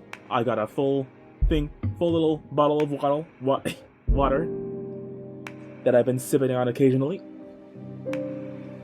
And be sure that you are all staying hydrated out there as well. Just because it's cooling down up there does not mean that you get to slack on fluids. Dehydration can hit you at the worst of times. The bottle of waddle. The water bottle. I wasn't joking about the sex, though. I mean, we've both been isolated for far too long. If you ever feel like it, I'd be happy to oblige. I have a question. When will all the contracts we've been sealing become effective? Immediately. I mean, they are etched in the cosmic wheel as we speak. In time, it'll all come to you, and you will be pretty aware of the moment they're delivered. I see. I can tell you one thing for sure. They'll come in the same order we sealed them. First, you will get your adoration. You'll notice how people idolize you. With time, you'll know those who will satisfy your thirst for romance. Then whatever we seal on your earth will happen. And finally, in the distant future, you'll pay the price we agree on the fire seal. Price, huh? Everything you ask for will come at a price. I guess your summoning spell is forbidden for a reason, huh? Having second thoughts? No, I need this. Seal the second contract already. Brace yourself. The blorb. Ah, my bones. Woohoo! Girl, you have power. I just hope this torture is worth it. It will be. Have faith. Can I make a new card now? Yes, same as yesterday. Head to the basement. Card 2. Water and water and water, water, water and water and water, water, water and water and water, water, water and water and water, water. We can always look back on our deck if we ever so wish. I'm guessing we'll. Okay, we can't edit any of our cards yet. But we got card number 2, the water. So we got 9 water energies and 1 wind, or air rather. Did I miss any other water ones? Nope. So, this time around for our sphere, we have the Ivalana Peyash Ioti. During the last war before the Age of Witches, the ancients pierced these lands so deep that the planet is always bleeding lava. The first witches tried to heal this dominion by covering with the tears of water deities. The waters of that's a J. I'll still pronounce with an I. Ilvana Payash Gioti are forever boiling. Rituals performed using salt from these waters grant access to the most profound emotions. Then we got the card I'll likely be using, the Shipwreck Library. The home of a water deity that collects every letter that was never sent or never got to its destinations, which can purchase the lost knowledge in exchange for unedited poems of beautiful shells. The Sunset Docks, a humble wooden dock cursed by a heartbroken witch. The legends say that anyone who parts ways with someone and sails away from this dock will never meet the one they left behind again. Kinda goes against our romance theme. We can also choose the Jade Monk's Waterfall by expending our air energy. Home of the Coven of the Jade Soldiers, the giant Jade Monk statues guard the souls of every member of the clan. If you bring the heart of a deceased Jade Witch back to these waterfalls, she can be born again as a mortal, remaining her memories but not her skills. Those who are reborn must act as servants of the living witches of their coven. Then we have the Gem Skull Belt. Less than a century ago, the architect Witch Greeth carved 13 skull-shaped rooms out of an asteroid belt, all connected by ivory walk bridges. The rumors say that chambers turn into a witch's words into energy and allows them to communicate with extra-dimensional beings. You know, as you do. The 100-column worship. Inside the Warhorse Nebula, there's a passage to a non-Euclidean canyon filled with 100 obsidian towers. No witch knows who erected them. If you climb onto a tower, you can see versions of yourself looking behind at you from the many windows of the rest of the towers. Or are they the ones being watched? Spooky. The Red Strings Club, a cursed cocktail bar that we already read through. A lot of good things here. And I do like the kind of frument of you can have adoration and then romance that is then like represented by an ocean of tears or a being that loves beautiful shells. Gotta create your own narrative with these kind of things, as you do with tarot cards, as you do. So we'll choose the pretty sea creature that loves unedited poems and beautiful shells for our sphere. Already went through all of the arcanes. We can choose the mother, if we so wished. The forbidden door to pleasure to keep with our romance and adoration thing. Surprised the dragon isn't anything else other than Earth.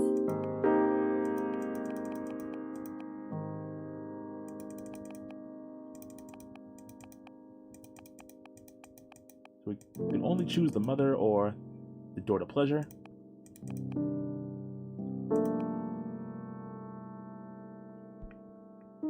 I think I'm trying to think of the mini narrative of our cards. They both cost 4, so it's not even like a price thing. I guess a mother would get a lot of poems from her kids or the kids giving her cute little presents. I like that. Like sort of romance via gift giving kind of thing.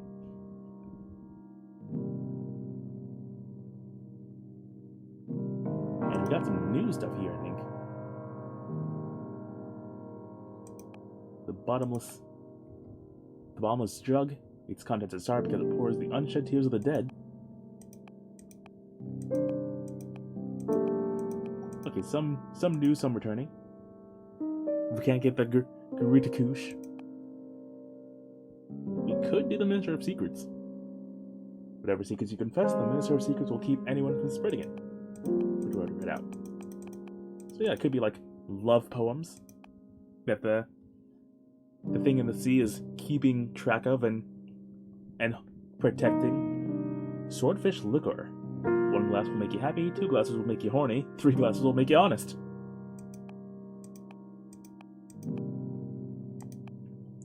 The Viridi's mirror, a mirror that only shows the reflection of its owner. You can't lie while looking at it, so witches use it to find out if they are fooling themselves, which happens quite often.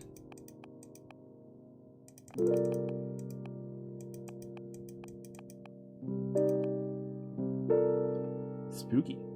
Blue light torch, eyes for the night, pain for the wraith. Let's go with the Minister of Secrets and use that wind energy we got.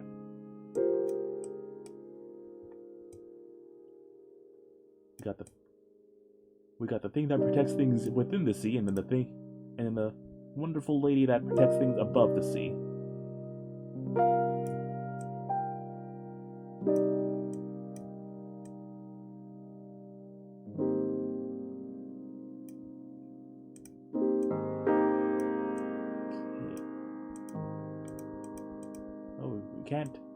We can't place her behind the guardrails. Maybe we can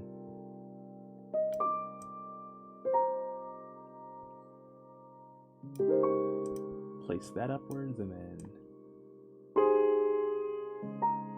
like hide the fact that she's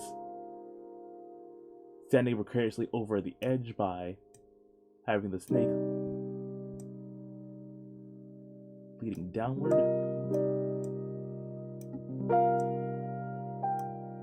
Hide that little bit of head with a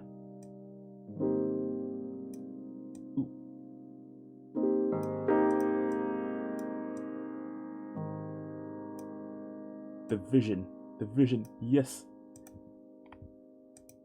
Move the baby sheep over there. Have that snake going in there, coming out here into the ocean towards the thing in the deep, and then have her holding the bowl.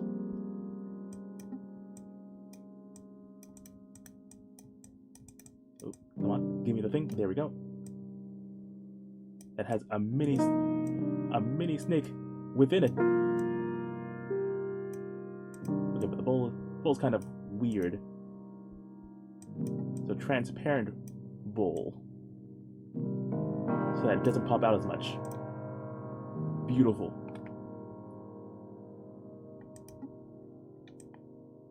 Have mom hold the baby.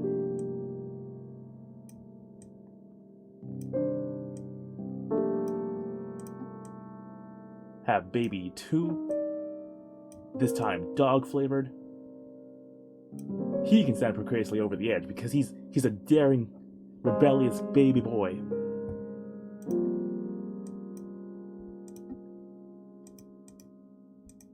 Delete those.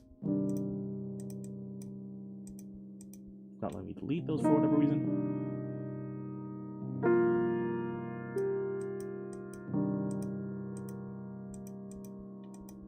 Whatever reason, it's not letting me delete this one in particular. Okay, I can just hide in at the corner. That's sometimes how you gotta do it. Or actually, maybe I can, like, if it's gonna be in there anyway, like, have it spilling out. Come on. Yeah, have it be. I kind of like that. Like it's some sort of vessel or like an airship that she's looking off into wistfully. I can work with that.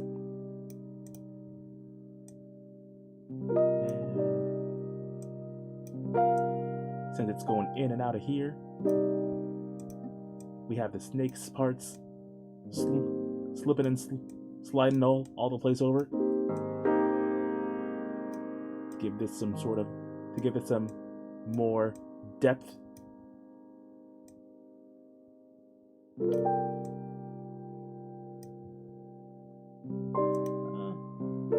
I would move it so that it's like coming out of here, so it kind of like loops like a shoelace, but I think having this one come out, like, it makes a nice flow of the card. Like, you go from the thing in the sky to the lady and the kids, then you loop around with a snake, follow this, and then you see the big lady underneath the deep. So I think that's good. And hopefully we'll be able to use this card later on so that we can utilize a lot of space over here. Because that's a good card waiting to happen as well. But who knows? For now we have card number 2, Coming of Age. The deity in the shipwreck scrutinizes every secret. The love from the Wolf Mother is infinite. The Minister of Secrets veils the inner truths of the heart. The flood of water can unleash hidden potentials. Meanings: mercy, wellness, communication, peace, and power. All of which are very good to have in any kind of relationship, let alone a romance-based one. Of course, with following in with our adoration theme.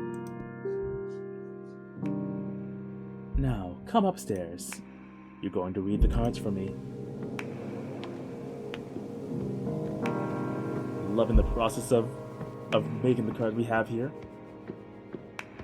Kind of weird that we have 2 card-based games that I'm thoroughly enjoying in this season. One where you're making cards, the other where you're playing cards against a mysterious entity. Time for some divination. This is your area of expertise. You guide me through this. Okay, a card reading with just 2 cards, huh? You need to test if these really work. So I'll do a reading and confirm on the spot. I'm going to read your past. Wow, that's bold. I like it. I'm ready. Ahem. It's been a couple of centuries without my deck. I may be a bit rusty. I mean, you're already working at a disadvantage with only 2 cards out of who knows how many, so you got a 50-50 chance here. One of many Zyph have today. You just enjoy it. You're among friends here. Excuse me. Okay, it's going to be a very simple reading. I'm going to draw a card and place it on the spot to read into your past. Here we go.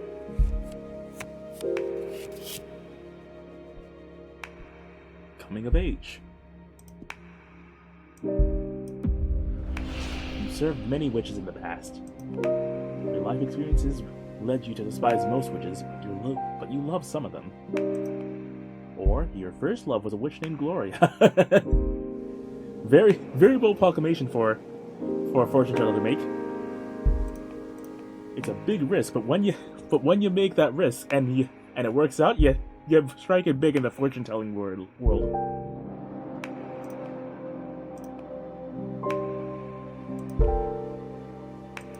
But we do get points for this, which is how we'll recoup some of our element.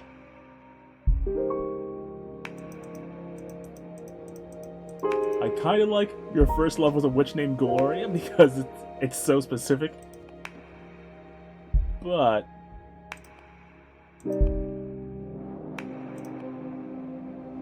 I think many witches in the past is a good starting point for a simple reading like this. Is that true? From what I've read, you were exiled thousands of years ago by the founders of our coven.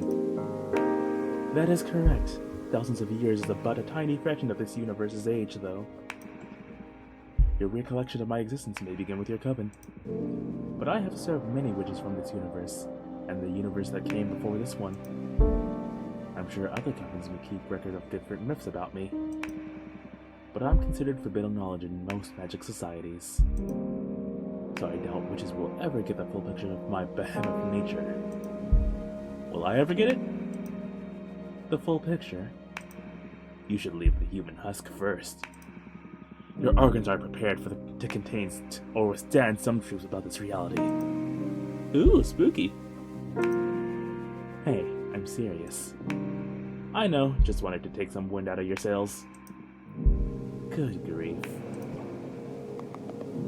Get 2 air and 2 water back. Wow, what was that? I felt an energy surge. This is your deck harvesting energy. I just realized I'm blocking off a good portion of the text. I shrunk the wrong thing on my thing. There we go. Much better. Whenever you do a reading, you'll harvest magic akin to the cards you drew. I'm still blocking some of the text, but you get you guys get the majority and the gist of it. Fortune telling will be your main source of energy once we seal our pact. I see. Alright, the cards work. They work like a charm, I must say.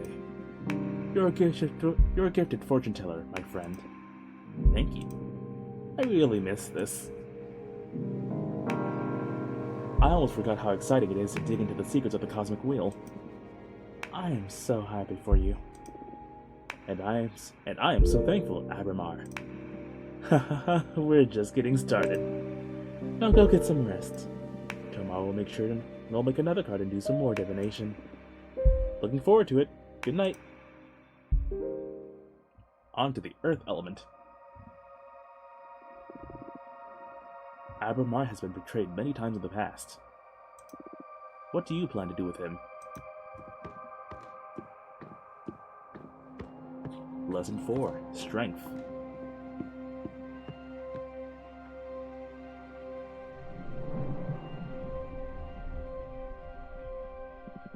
Today's lesson is about Earth. This is a powerful one. Weren't the other ones powerful as well? Well, of course. But this one is pure potential. Literally power. Okay, glad to see you excited. Let's begin the lesson, please. Okay, Earth. Earth, how can I sum it up? Earth represents determination, empowerment, everything that pushes you forward. Earth is grounding, support, the source, but also direction of your force. Earth is your drive. Earth is strength. That's it. But bear in mind that it doesn't only refer to your own capabilities, but also the support of your allies. To master one's Earth is to be aware of where to look for potential, not to be drunk on one's power. Motherly love, loyalty, sisterhood, those are also forms of Earth energy. I understand. Now for the third part of our contract, we will seal our Earth energies together. Lay the question on me. Remember, your answers will affect your fate dramatically. For the Earth seal, what do you want to become your main source of determination? Love, the support of my friends, conquest, defeating my rivals, or myself, personal growth and self-realization. Well, we already have, like, being adored by other people, and then romance in being loved by specifically one person. So, like, we have the general love from someone close to you, and I think for Earth, staying very grounded, one might say, the love of oneself, personal growth, realization, myself. And I hope that we're not coming off as conceited with our tarot cards, or not tarot cards. The lone wolf, huh? It's the safest position to rely on yourself. I just hope you never break down on your willpower, or your willpower will shatter, and there will be no one able to pick up the pieces. It's okay, I've come this far by myself. You'll sure look strong, I'll concede that. Very well. Now I will seal all Earth energies together. Get ready.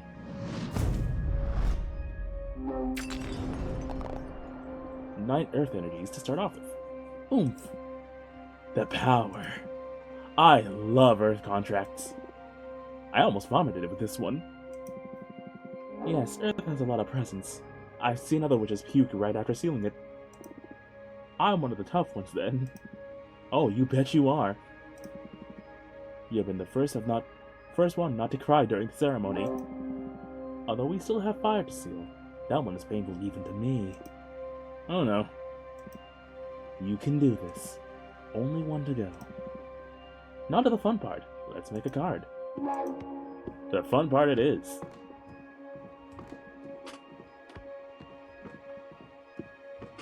Gotta say, of the three elements so far, Earth is my favorite. I would love to be a Terramancer if manipulating like Avatar energies with Avatar bending was real. Unfortunately, it's not. Plus, all my demons, so I'm kind of already inclined to fire. But for our Earth Spear, we have. Is that a new card? It's not. That's the fields. Before magical enslavement was forbidden, the long-lost coven of the Jade Sculptors tasked 7 major daemons with carving a gigantic temple out of a moon. The unspeakable dimensions of the temple make the witches who study inside its halls aware of their insignificance within the universe, and enhances their powers through humility. The Moonstone Temple. I mean, already a pretty strong start, considering I am one of 7 demons. But we will hold off on that for now. We can select one of the water or one of the other cards as well. If so is our theming. I think I'll stick to the our main element, though. Titans are said to be able to mine the planet the size of Earth in less than 50 years. The kind is unable to hurt a soul, so they only mine asteroids or planets that are unable to sustain life. No one knows what they use the mined materials for. They're happy to share the ore if you ask them with respect. The Titan Quarry. Then 100 columns. Even though it's a mainly fire element, let's do Defrenia, a city of blacksmiths built inside the skeleton of a titanic behemoth. The bone marrow of the fallen beast burns for eons, so their forges are always alight. The Forgotten Factory. Many millennia ago, before witches cracked the copper code to manipulate matter, they built a factory under the crest of Venus. It was operated by iron golems, and it allowed many human covens to expand beyond the solar system. Alright, so considering the theme for Earth seems to be belief and care in oneself,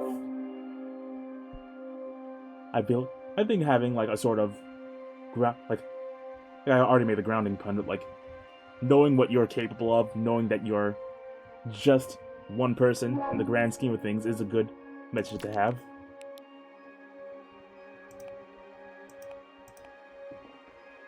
Ooh, we can choose the pilot from the Machina cult. She is also one person, but she made a very big person. So that's good theming. We could also have the dragon.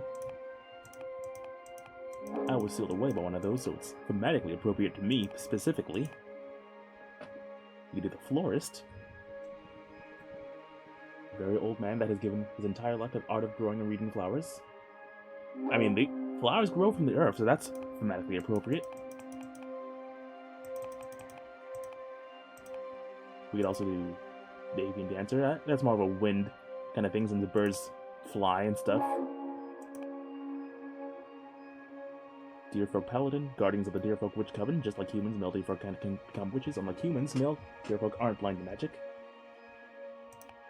Just thematically appropriate, but I don't think they fit well in isolation. Dragon might be very good to have later on as like one of the bigger tarots. Can't choose the Dominatrix of the Gold Blower.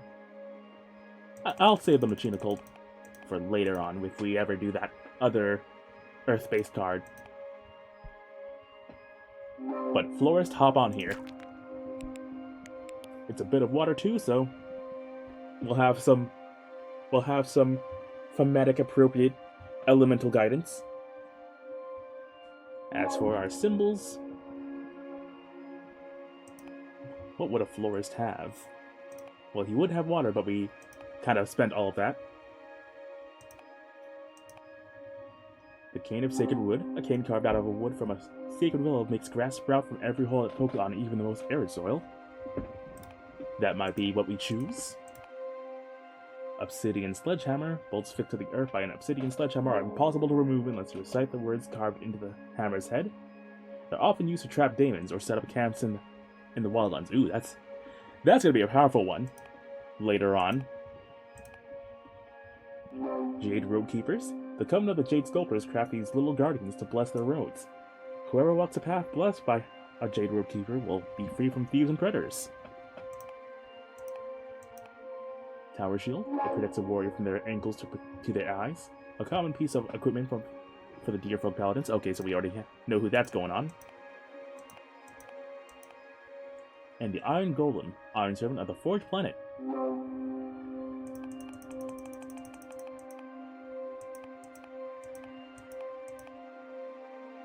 So we have those tools and the Jade Road Keepers. I feel like for the Earth theming of self-love and care, Jade Road Keepers are a good fit for that. An old man alone in a grand spire like this. It's gonna need some safety of oneself. Would be nice to have given him the cane, but what are you gonna do?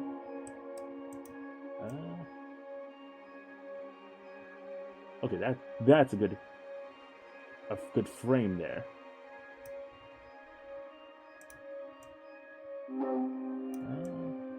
Kind of wish that it wasn't predisposed to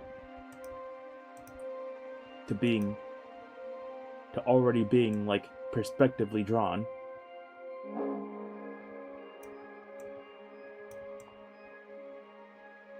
But we can make this work.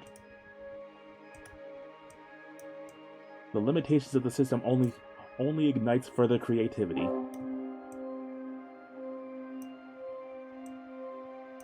Okay, yeah, we're gonna have to make space for the statue itself, so...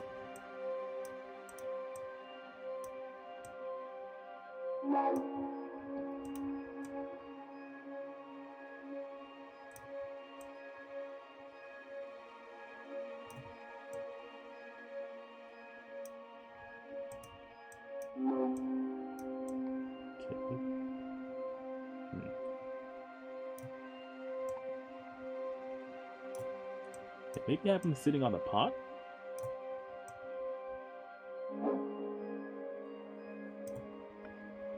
And have a nice long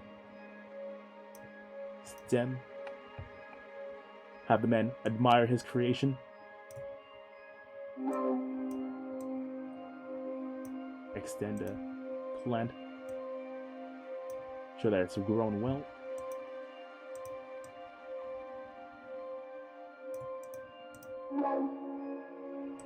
Is there a way to...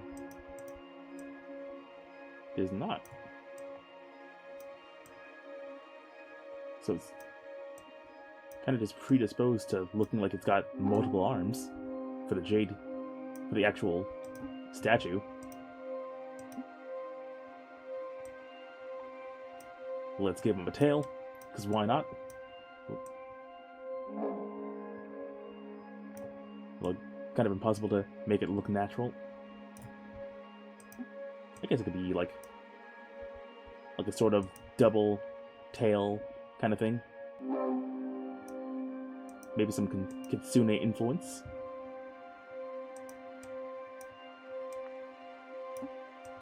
Can we get rid of the chair? We cannot get rid of the chair, so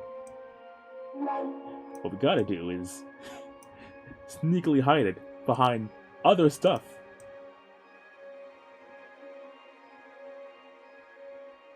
Ooh. And then have the actual statue have a sort of halo to him.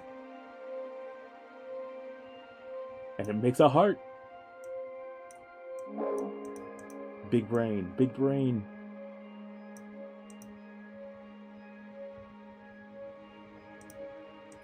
Can I do something with the shoulder pads on here?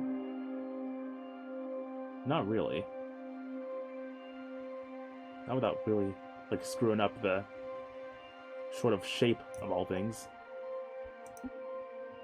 And I kind of wish... Yeah, I kind of wish I could, stretch out the...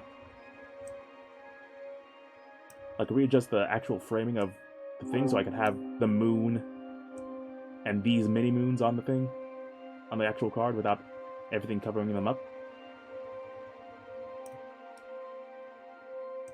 Because if I have them positioned like this, yeah, I'd have to have all of them move. Oh, actually, oh, yo, I might have handled it.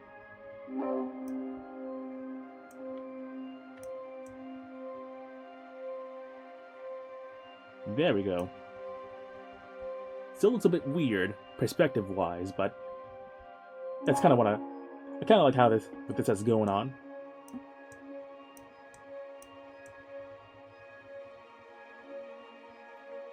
That's too much. But let's put some foliage back here as well.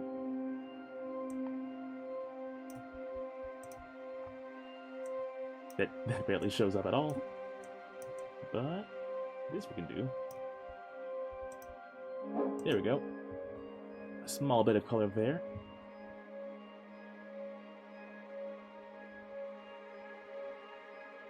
Not much else we can do without mudding it all up.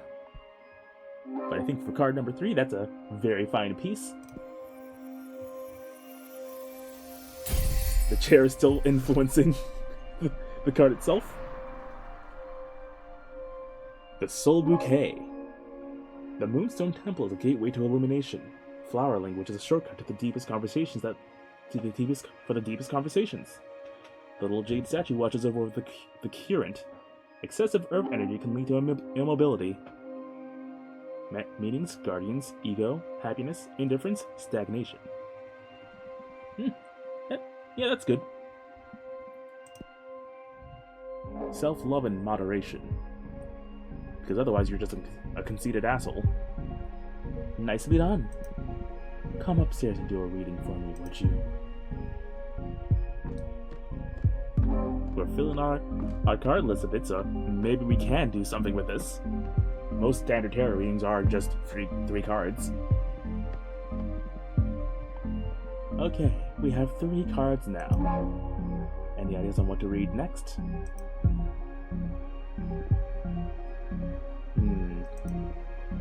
I'm going to read your desire. I want to find out what your true intentions are. You want to expose your teacher? You'll give me no quarter, huh? I'm game, do your worst. Delicious. I need to know for the sake of our relationship.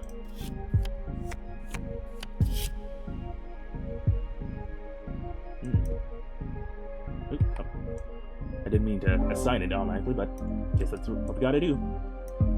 Yeah, okay. Can't slide it off anywhere else, so you get coming of age twice.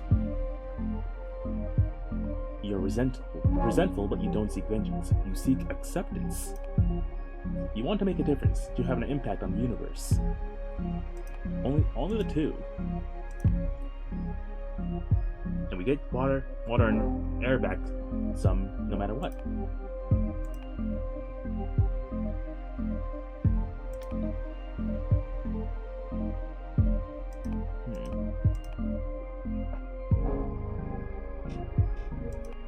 I think the theming of our deck kind of goes for, doesn't really entail itself to resentfulness and vengeance, but does speak to acceptance though. Although making a difference is kind of like doesn't kind of mean that like you would be adored and you would find people and learn to love yourself. It's strange. If it was acceptance with making a difference, that'd be perfect. So I'm just gonna go for the tactically advantageous option of getting 1 air back and 3 water. You want to make a difference, to have an impact on the universe. Of course, who doesn't? Want to change the universe? Most people I would be happy with affecting their community. Many others are happy enjoying their passions, rejoicing in the little details. To want to alter the whole universe sounds a bit like delusions of grandeur, don't you think? Hey, I'm not delusional. It's a matter of scope, Fortuna. A behemoth's relationship with time and space are substantially different to yours. To adjust to the little details for me may well mean altering the fate of a whole coven. A decent project might be to change the course of history. That sounds dangerous for us lesser beings. I mean, he is an eldritch entity, so quite literally has bigger problems than we are capable of fathoming.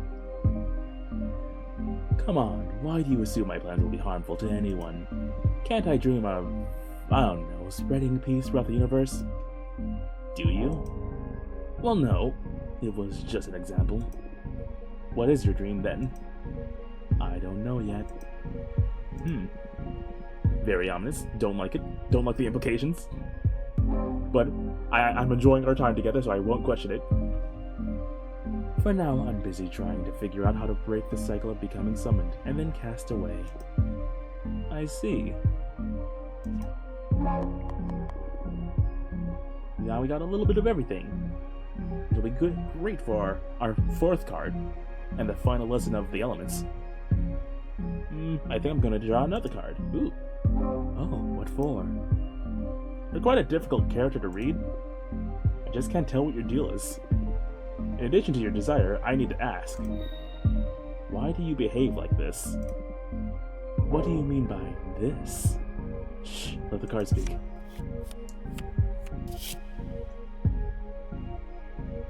Elder Magpie. You try to hide your depression, or you want to be my friend. You crave my approval. You're trying to seduce me. I mean, fitting for our adoration theme. But I assume that being an ultra entity, you would kind of get pretty, well, like, he himself, Abraham has themselves started to mention that they don't want to keep on being summoned and then unsummoned for nothing. It's like, I'd imagine that it does get kind of tedious and, like, kind of like being trapped in a really bad job. So, hide your depression seems to be, like, pretty fitting. You try to hide your depression. I am depressed? How could I be depressed? You don't even know what you're talking about. Well, you can't win them all. Are the cards wrong then? The deck is foolproof, but there's always human error. Well, I don't feel this card is wrong, and I'm not human. I'm a witch. You may be the all-behind behemoth, but I am the fortune teller here, and you're just my current. When this happens, it usually doesn't mean that I'm wrong, but the current can't accept the reading. Come on, I'm older than time. I would know better. Lonely, maybe. Frustrated, resentful, for sure. But depressed? That's a human thing. I've never known a behemoth that's been depressed. Abramar, listen. It's okay. I can help you. I'm the one helping you here. Yes, and I'm grateful. But if you ever need to talk, I'll be happy to listen.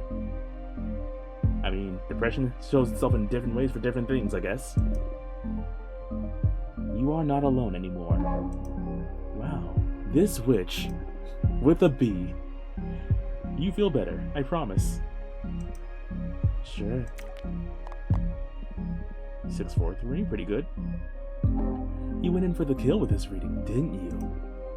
That's my divination style. If we don't dig into the intense stuff, we might as well just have a normal conversation. You are absolutely right. I can see I won't get bored with you. And hey, having no boredom is a good way to stop depression. We get results. What now? I'm the one that needs some rest after today's session. Go and review what we studied so far and get ready for tomorrow's lesson. Fire's the last seal, and also the most trying of the energies. Very well.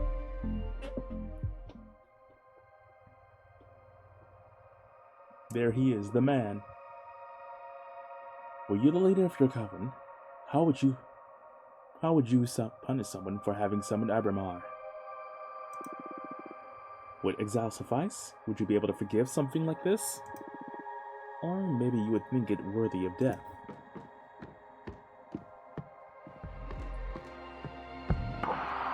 Interesting sort of moral conundrum.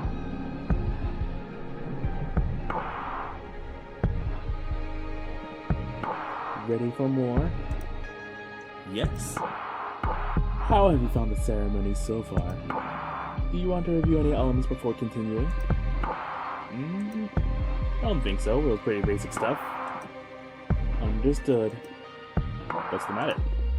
You're not as chipper as usual. Ah, yes, I'm sorry. Fire is usually my favorite lesson, and it marks the final step before our contract becomes effective, which I'm looking forward to. But I have a bad feeling about this. That's odd. Based on your acting all so far, I thought you enjoyed the threat of dire consequences. Oh, of course I do. That kind of adrenaline is my favorite thing in the cosmos. What is it then? Look, you're right. I better stop dwelling on silly worries and focus on our training. I'm just moody for some reason. Depressed, one might say? It's not silly. What do you say we look into it with our cards after we finish today's session? That might be a good idea. That's one of the perks of being summoned by a fortune teller. So true. You're on. It'll be a good challenge as the final test for this new deck. That's the Abramar, no. I need you sharp for the final lesson. Fire it is then. The element is usually feared by most and yearned for by those with ill will. But fire is the most versatile that most magic practitioners think it is. Fire represents adversity, battle, everything that is against you. Fire is challenge, intimidation, the fuel of every battle. Fire is your wrath. Fire is conflict. Exactly. But don't just dwell on the negative aspects of that definition. Conflict also means growth. The only time fire is bad is when you're on the losing side. And even in the defeat, there's a great deal of growth. We are the living example of that. Haha. Master your fire, and you will conquer anything the cosmos throws at you. To tell you the truth, I'm more intimidated by water. I'm actually quite fond of fire. Maybe that's why we get along so well. Now the final contract. The answer will affect your fate profoundly. For the fire seed, what will you sacrifice to my magic? The coven, the mire immortality, or the life of whoever I love the most?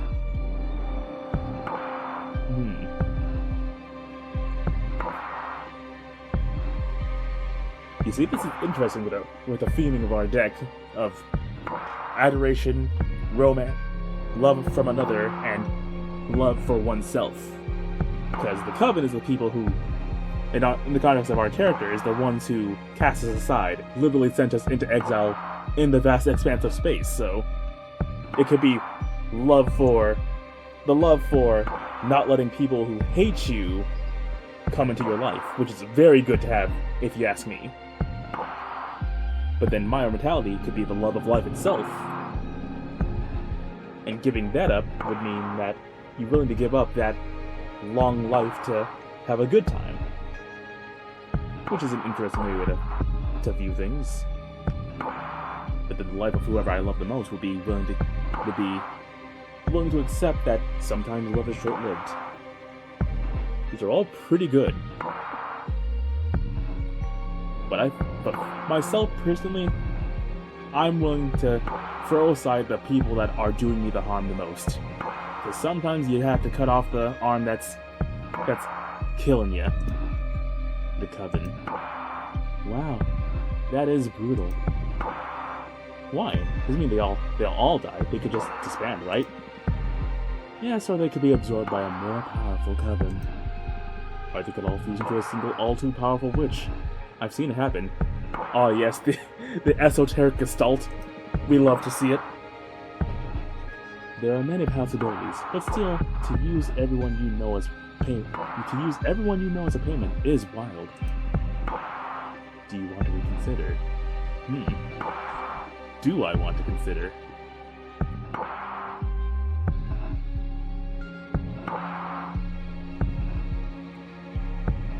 I think I think, yeah. Because the deck is coming off as really conceited, so if this is sacrificing something that you care about, presumably something that you care about, I think my orbitality, self-love, love and moderation and all that. Oh wow, are you sure about that? You'll live a maximum of another 60 years after you pay the price. I mean, 6 is pretty decent. Plus, you won't be able to live in space anymore. You'll have to go down to Earth and live among humans. Do you want to reconsider? I mean, personally, I would love to live among humans again. Being trapped in hell is surprisingly not as good as you would think it would be. No, this is my final answer. As you wish. I will X your decision with the cosmic wheel, and pray it doesn't break you apart when the time comes to pay the price. Brace yourself. The last element. Can't breathe. This pain, it burns. It's breaking my arms apart. I love it. Help me. Fortuna? Yeah, we are kind of in space, aren't we? By your elements combined. Earth, fire, wind, water, and love. Go, planet! Yo. Love the fit?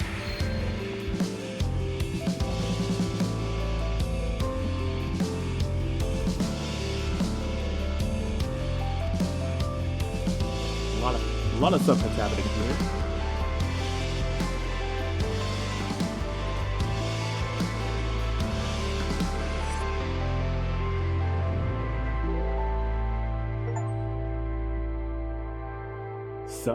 Summoning achievement unlocked.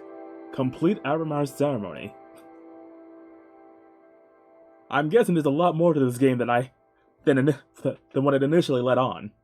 And here I was, just content to make 20 more cards in the same sort of rigmarole.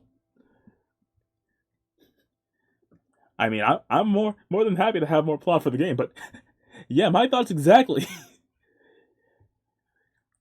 I am confusion. Wake up. Fortuna, wake up. Chapter 1, Arbitrage. At least I'm assuming that's how you pronounce that word. What happened? We have a little buddy right there. Now, I don't think we have they didn't think we had before. Sorry, I had to wake you up. You've been asleep for a couple of days. You dropped dead after we sealed the fire contract. You know, as you do. I thought it might be too much, so I let you rest. I feel dizzy. I had the weirdest dreams. Oh yeah? What about? Can't remember, but it felt premonitory. I feel bad for waking you up, but you have some business to attend to. What do you mean? Look at the window. You've got a visitor. Okay, so that wasn't there before. That falcon. That's a familiar. From an arbiter. What's an arbiter? The Arbitrage Office is an organism composed of former witches, unaffiliated with any... Oh. The Arbitrage... unaffiliated with any coven that ensures no witch is operating outside the laws of the Magical Pact. They also rule over conflicts between different covens, and rarely interfere with internal affairs. It was founded about 4,000 years ago, so it makes sense you don't know them. Yeah, this happened during my slumber. Why were they created?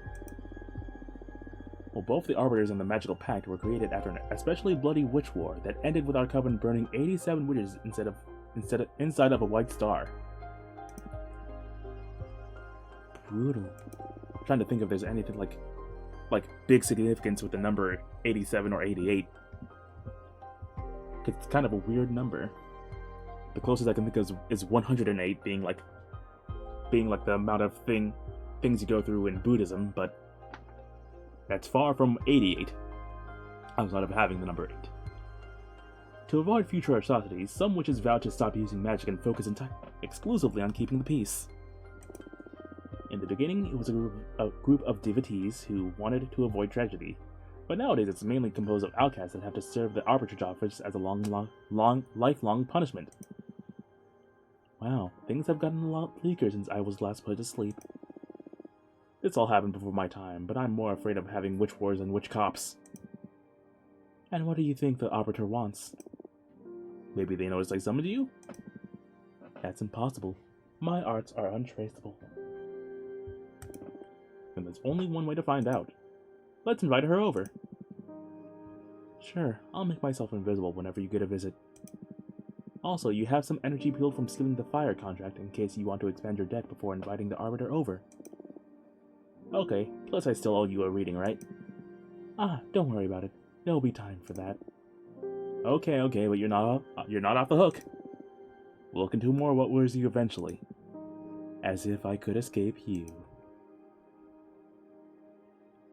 So we're gonna find out what this arbiter wants. I think having all of our cards settled, or at the very least 4 basic cards settled, should be the thing we go to for first. Because I'm predicting a reading in our near future. But we got fire energy now, so onto the fire stuff. The Quicksand Graveyard, a magical cemetery for the witches who dared to tamper with time. The quicksand absorbs the bodies and turns their souls into heat. Demonic Desert Lands, home of Dahlia, the daggersmith witch that the white sands of this dominion are cursed. Each sediments wake up and transform into bone demons. Dahlia hunts them and uses their bodies and innards to craft ceremonial knives.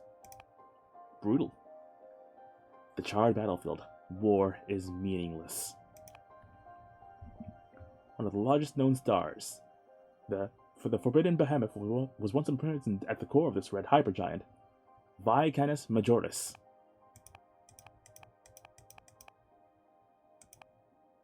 Then we have Defrenia again.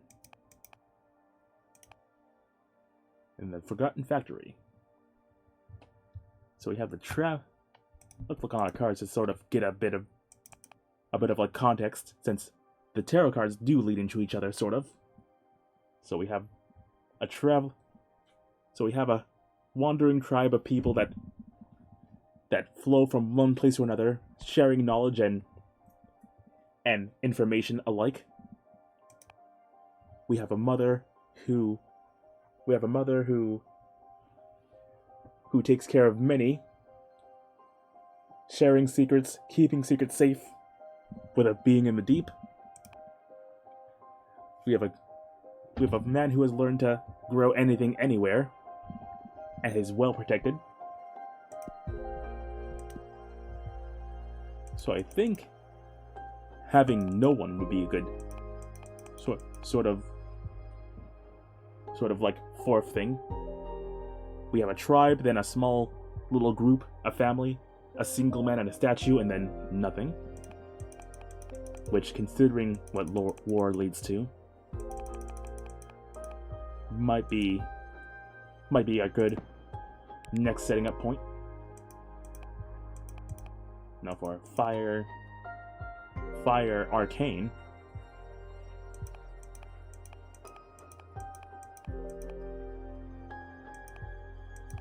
Ooh, actually, I think we still save the dragon, but Pyre for the Heretic, considering what we just sort of saw, could be good for like spooky omens. Asteroid. Then we have our symbol, the asteroid. Asteroids are astral bodies with a destination. When an asteroid is born, it is written in its core where and when it will crash. They bring fire and change. Okay, so yeah, like a good death analog was kind of what I was going with, so asteroid might be a good pick.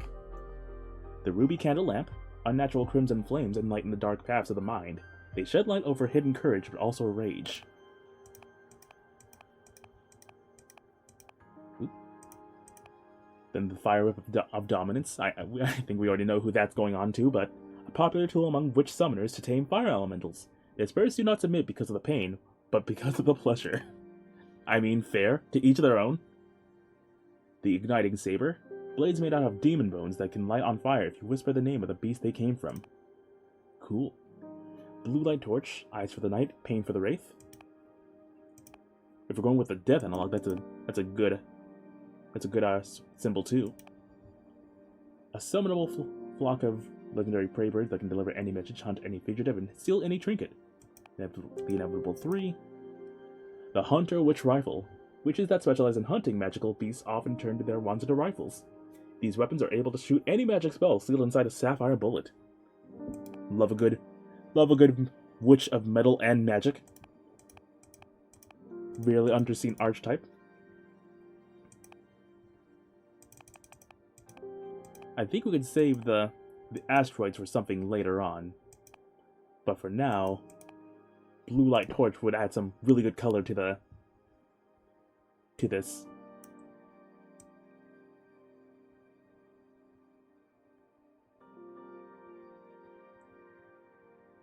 A lot of cool stuff here. Shame that we can't use all of it. Okay, so we got the stake here. Yeah, having it dead set in the center, really good. Doesn't flip around.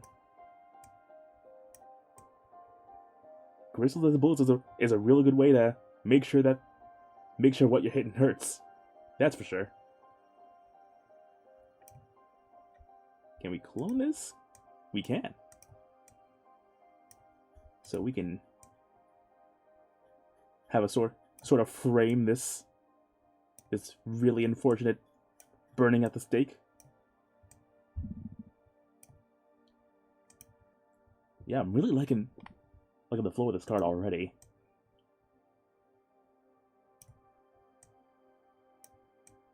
Have some spooky specters from above.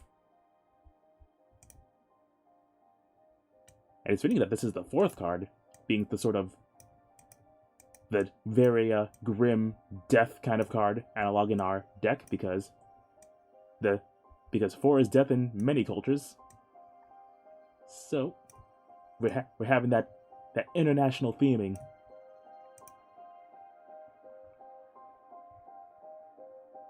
That was a bit off center.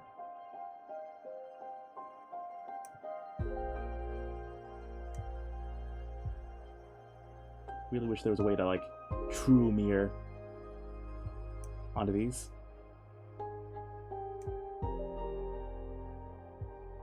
Just a bit of blue showing. And having the torches above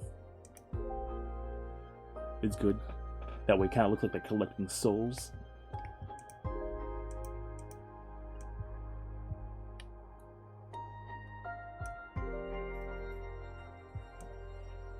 Kind of off center, but not really. I'm sure in the grand scheme of things I will not notice it. Alright. Already very strong. Now all we need is someone who's burning on the stake itself. But do we go for the thematic with me, a goat person, or like some kind of weird animal? Could be a dog. Or like a really weird shaved cat? Do we go with a person? Or do we go with a straw man and have it be symbolic? Because the death card in tarot does not necessarily mean someone dying. It's usually just actual change. The death of something. I think going with that, yeah, having a symbolic figure die, being burned, is for the best. Even if it does sort of give more of a, this is a farming village burning to the ground, as opposed to a war kind of feel.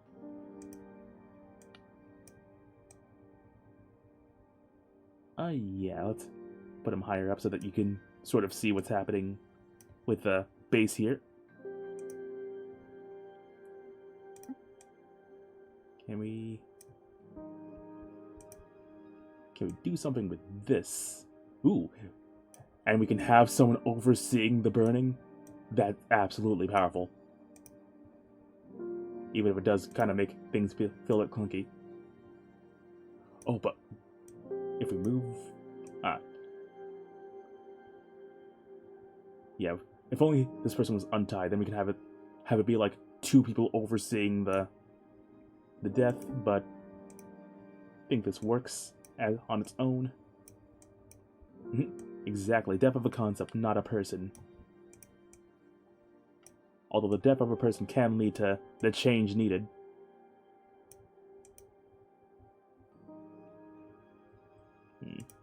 Nah, I think less is more. And I think this works very well. Oh, but we can fix that a bit more. Is this the same guy? I think this is the same guy. Should be. There's no other guy here.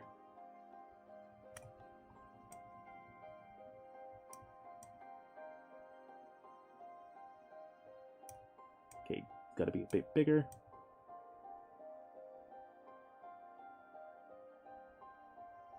Yeah, that's much better. Close. Almost.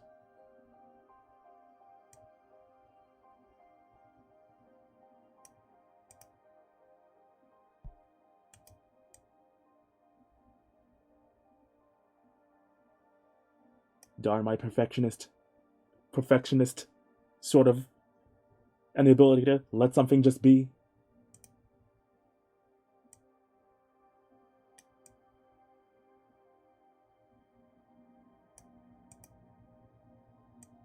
Almost there.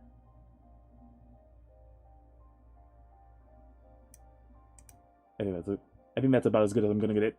So, unless I move it down a bit.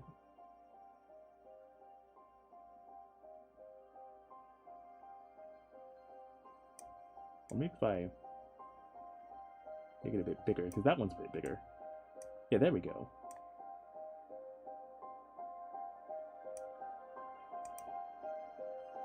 Much better. Alright. I like this as our fourth card, being the death analog. Especially after the very dire circumstances we just had in that cutscene. Genocide. Couldn't have planned it better myself.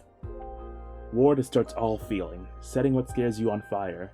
The light of the blue flames bring forth trouble. The overstimulated fire energy becomes a cleansing power. Death and rebirth. Judgment, test, rivalry, tragedy, change, rebirth. Very good. Oh, we can create more cards if we so wish.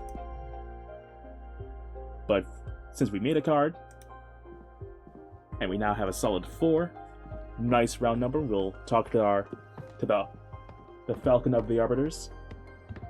And I think once we get to that meat and potatoes, we'll end the stream there, since we've been going on for quite a bit, and I've got to do a bit of a shorter stream today. But let's see what this is all about before we get to that. Dear Fortuna, my name is I'm gonna go with Thea. My name is Thea, and I write to you from the Arbitrage Office. Your personal situation caught the attention of my superiors, who tasked me with reviewing your case. I would like to interview you regarding your exile, and write a plea to your coven's leader to revisit your case, if we judge the punishment to be excessive. Yours faithfully. I didn't intend for that pun, but yours faithfully, Thea, Arbiter, Batch 210, Rank, Waxing Crescent. Invite.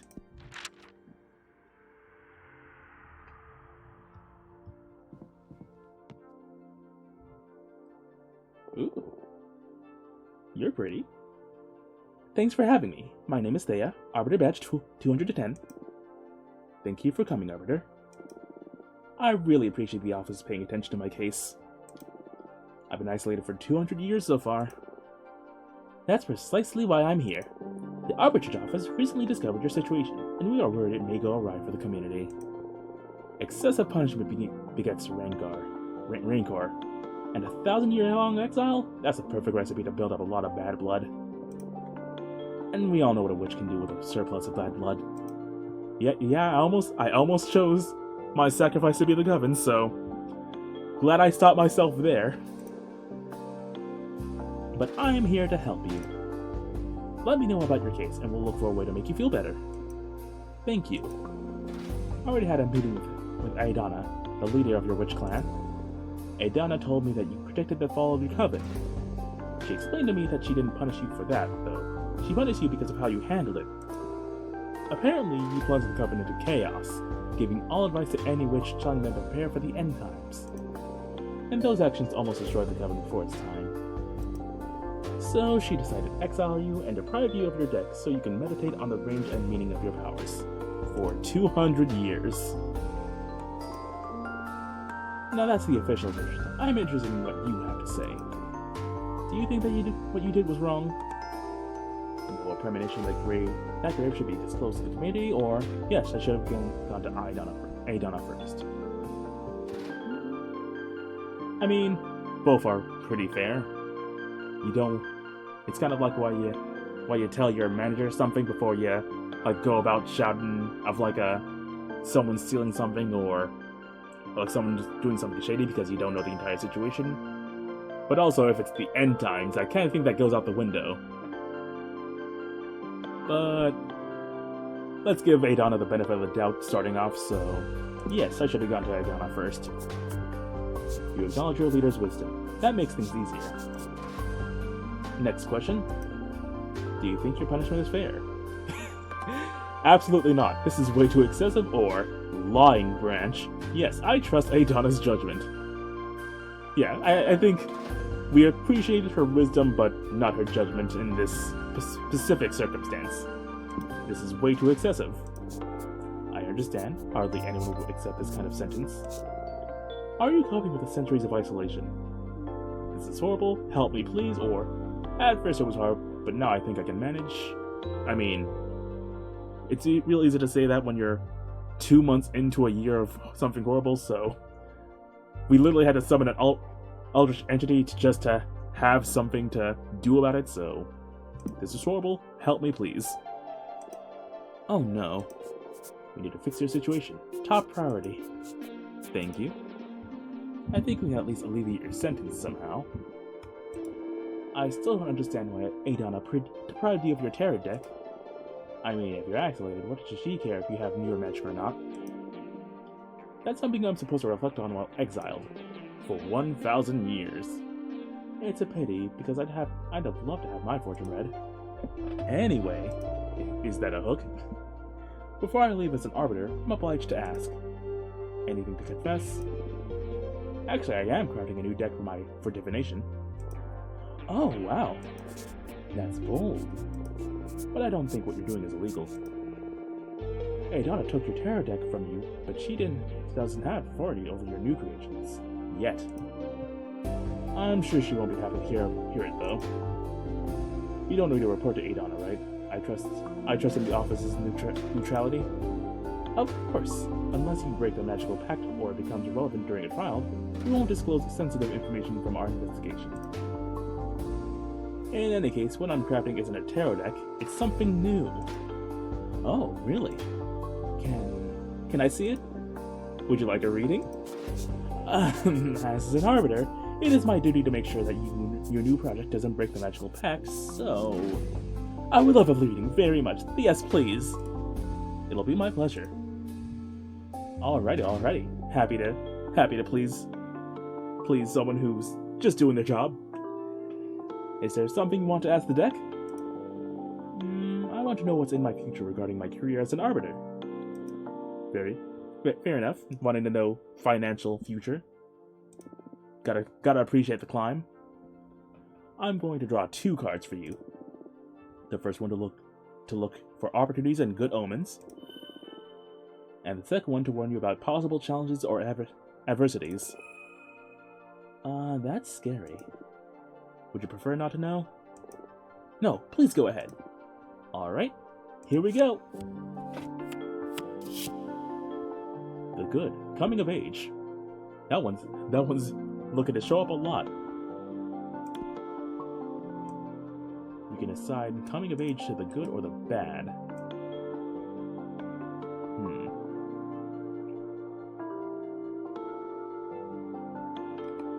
This is interesting. I want to see what the bat is for the coming of age, because it's so far been a really positive card. And we can't change our decisions, so that's good to know for the future. But we're locked to one thing. Don't worry, everything's going to be alright. Oh, that's it? What can I say? Some people are born under a lucky star. I wouldn't call myself a lucky person, though.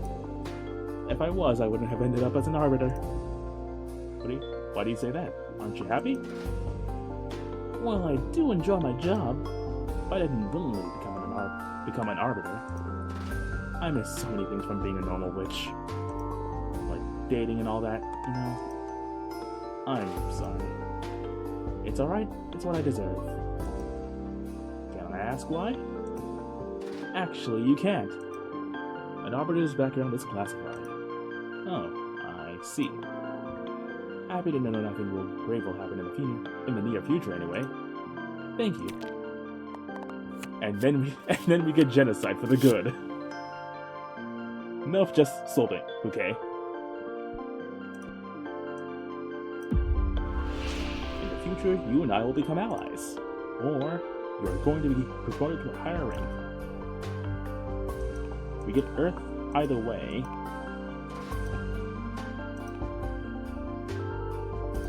But I would like some more air energies.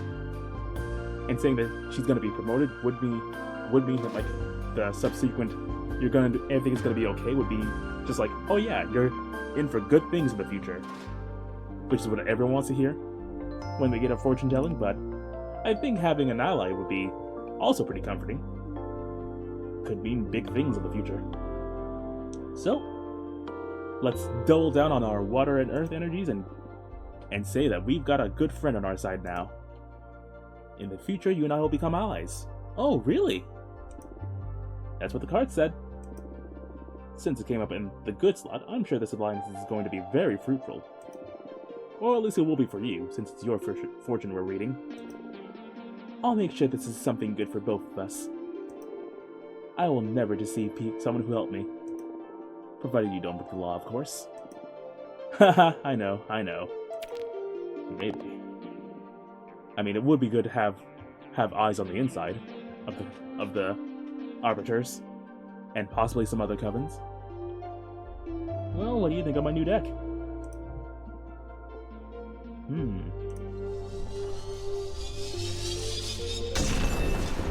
I want to be adored.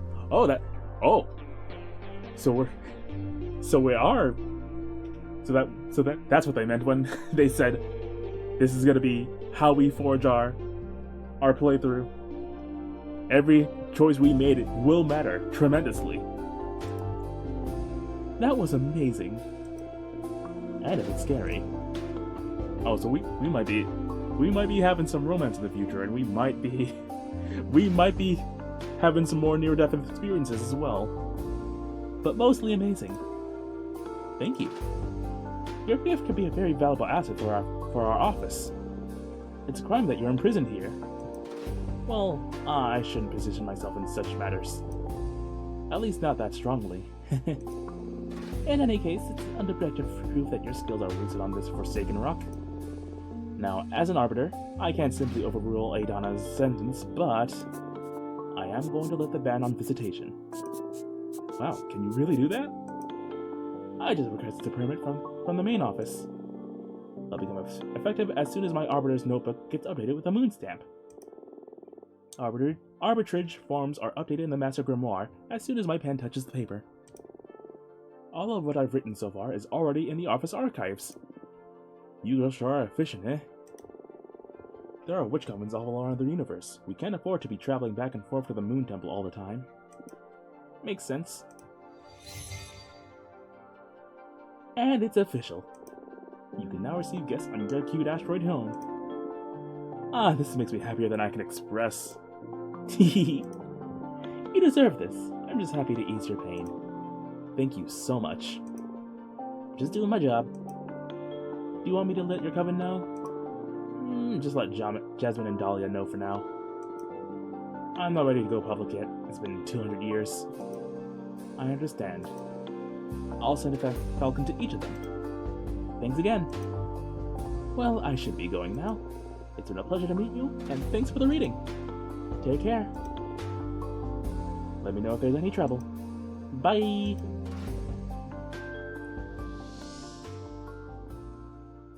We got friends in the grand expanse of space, which is always nice to have. Making of which, reach chapter 2. Yep, there it is.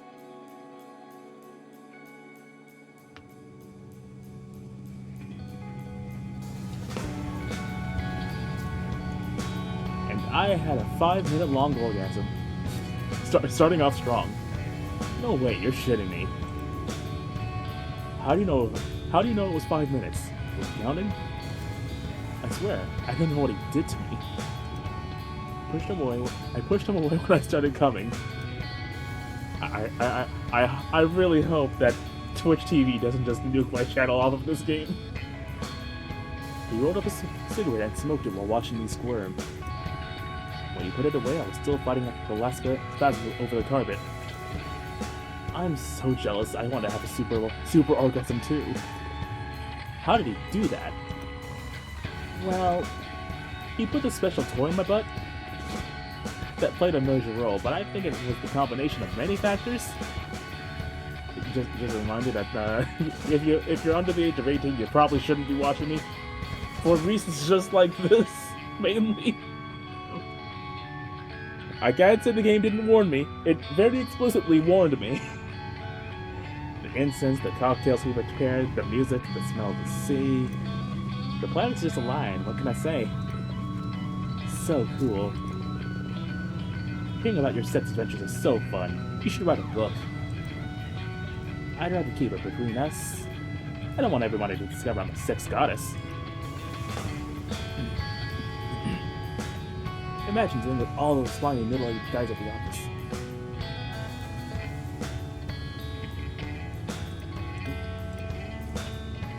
True.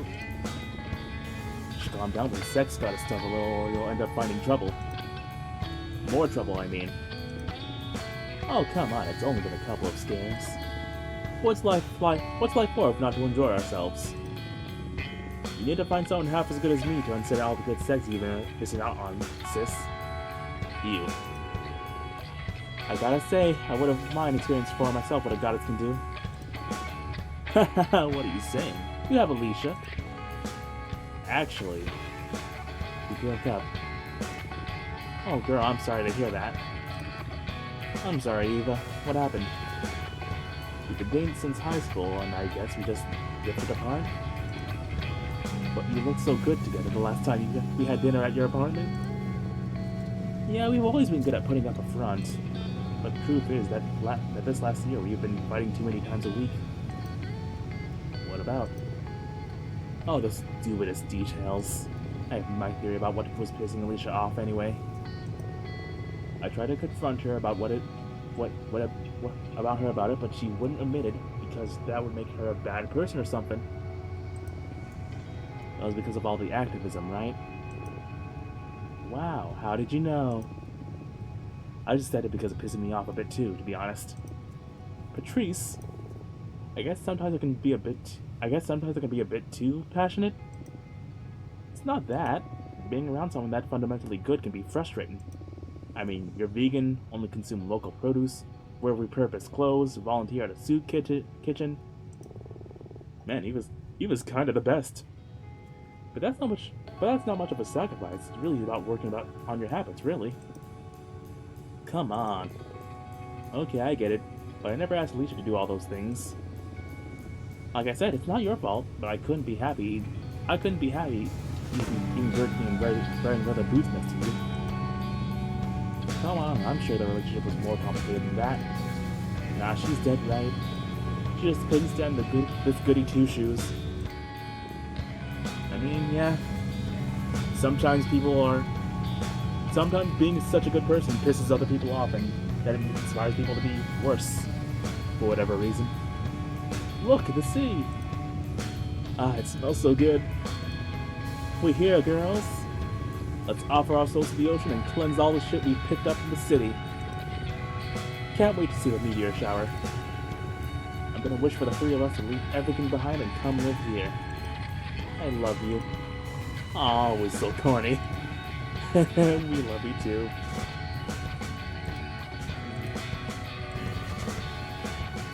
Fortuna, are you a virgin? What? Why would you ask that? You never talk about dating, and I've never known any boyfriend or girlfriends of yours. I've had sex, but I've never had a relationship. Don't try to look cool. My sister had sex in high school, and once in high school, and that's it. That's it. There's nothing wrong with that. I was just curious. I don't know. I like sex, I think. But I rarely find anyone that piques my interest. Well, don't worry. She'll find someone special eventually. And if she doesn't find anyone, that's alright too. Relationships are overrated. Not for everyone, that's for sure. Maybe. Stay out of my business, you two. It's the next stop. I'm pulling over.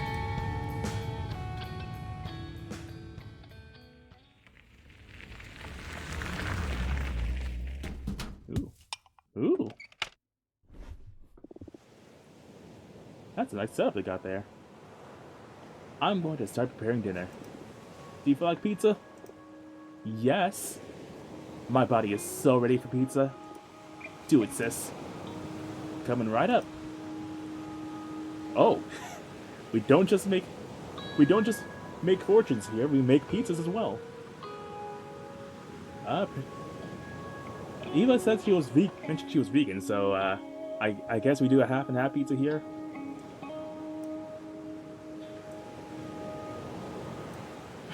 We can finish 3 pepperonis and two basil leaves, I'm assuming.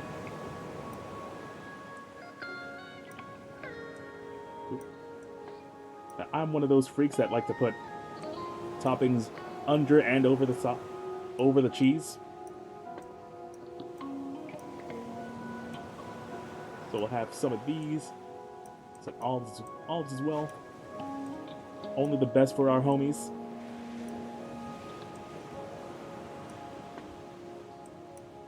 Couple onions, or not onions, mushrooms. Not sure how I messed that one up. Put a little bit more over.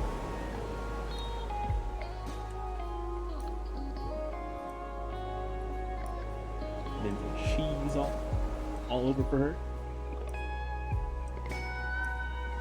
Assuming she can eat cheese. Hopefully she can. I'm going with the assumption that she's okay with eating pizza, so she's okay with eating cheese. Then, forgot about the pepperonis on the other side for Patricia. Extra cheese on here. A little bit on the middle.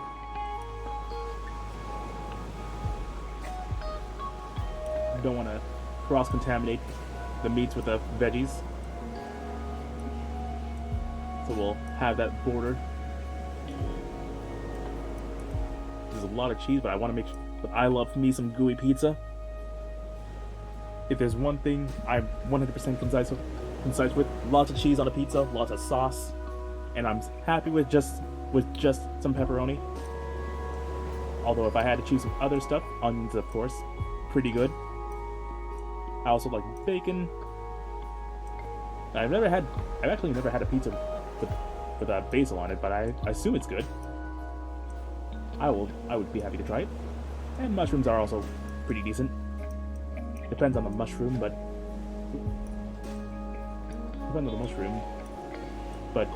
always good to have some extra texture. Some more mushrooms and olives. Patricia. Come on, grab the things. Looking a little sparse on the cheese there.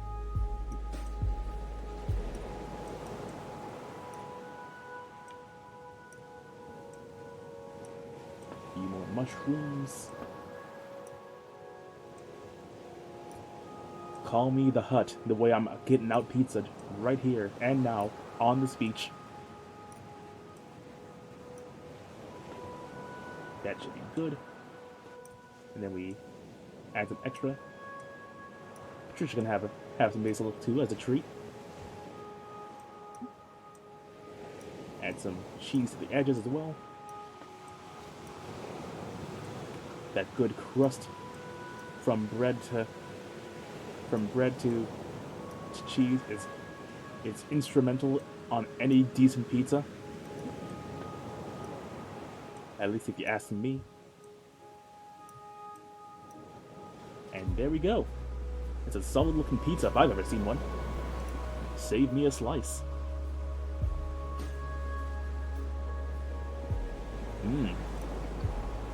There's something magical about this dough. Having a sister that owns a food truck sure is a perk. Yeah, thanks for the pizza and for the ride, Fortuna. Although I'll just have one slice. Ah, the pepperoni. Yeah, too much for me. I mean, that's fair. Why don't you just pick it off? It already sweated all over the pizza. Ah, dang. I wouldn't mind making an exception, especially with cheese, but pepperoni's a step too far. I'm so sorry, Eva. I'll go on make another one right now. No, don't worry.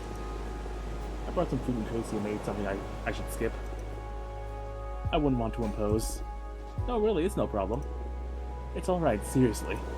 I'm just happy to be here. I'm so excited I'm not even hungry. Okay, I'm sorry. Yeah, always a shame that you gotta be real careful with that kind of stuff. Or else you risk possibly poisoning the person who's eating, which is never a good look for a chef. On the other hand, I am starving and I love pepperoni. So you made my day, Fortuna. Great cosmic balance restored. I could have done without the arugula, though. Yuck. Never had arugula either, so can't say I would like or dislike it. By the way, how long into that meteor shower? It can start any moment now. We'll definitely be watching stars fall in less than an hour. What are you girls going to be asking for? Huh? We're not supposed to tell people, are we? It's up to you. But I believe the stars don't care about what you say out loud. What are you going to wish for? Many things. I have a list. But I guess that my most important wish is I want to become a better person. What do you mean? You're already a good person. Don't bother sweet talking me. I can tell. I see it reflected in you and in people in the office and in every guy after they ejaculate. I'm obnoxious. You can work on your empathy a bit, yeah? Fortuna. It's okay, we'd never bullshit each other, right, little asshole? I love you. I love you too. I'll never get you two. I guess we're a pair of mean sisters, and that's all there is to it. What do you plan to wish for, Eva? I want to save the world. Come on, you can't really be that selfless. No, really. Makes me really anxious. Even with everything I do, no matter if I recycle, consume critically, go to rallies, or donate part of my income to fight poverty, the world always moves in the wrong direction. Can't fight whoever's in the driver's seat. I want the stars to help me not give up against impending doom. I'm sorry. Eva, would you like to... Eva, would you like me to help you figure out this stuff out with my cards? Oh, yes, please. It's a noble goal, admittedly. But like I said, can't stop whoever's in the driver's seat, and unfortunately it's people who do not care for the passengers. I've been thinking about your tarot deck all day, but I was too shy to ask. You know I enjoy reading your fortune. Please, go ahead. Oh boy. Pizza and a tarot reading.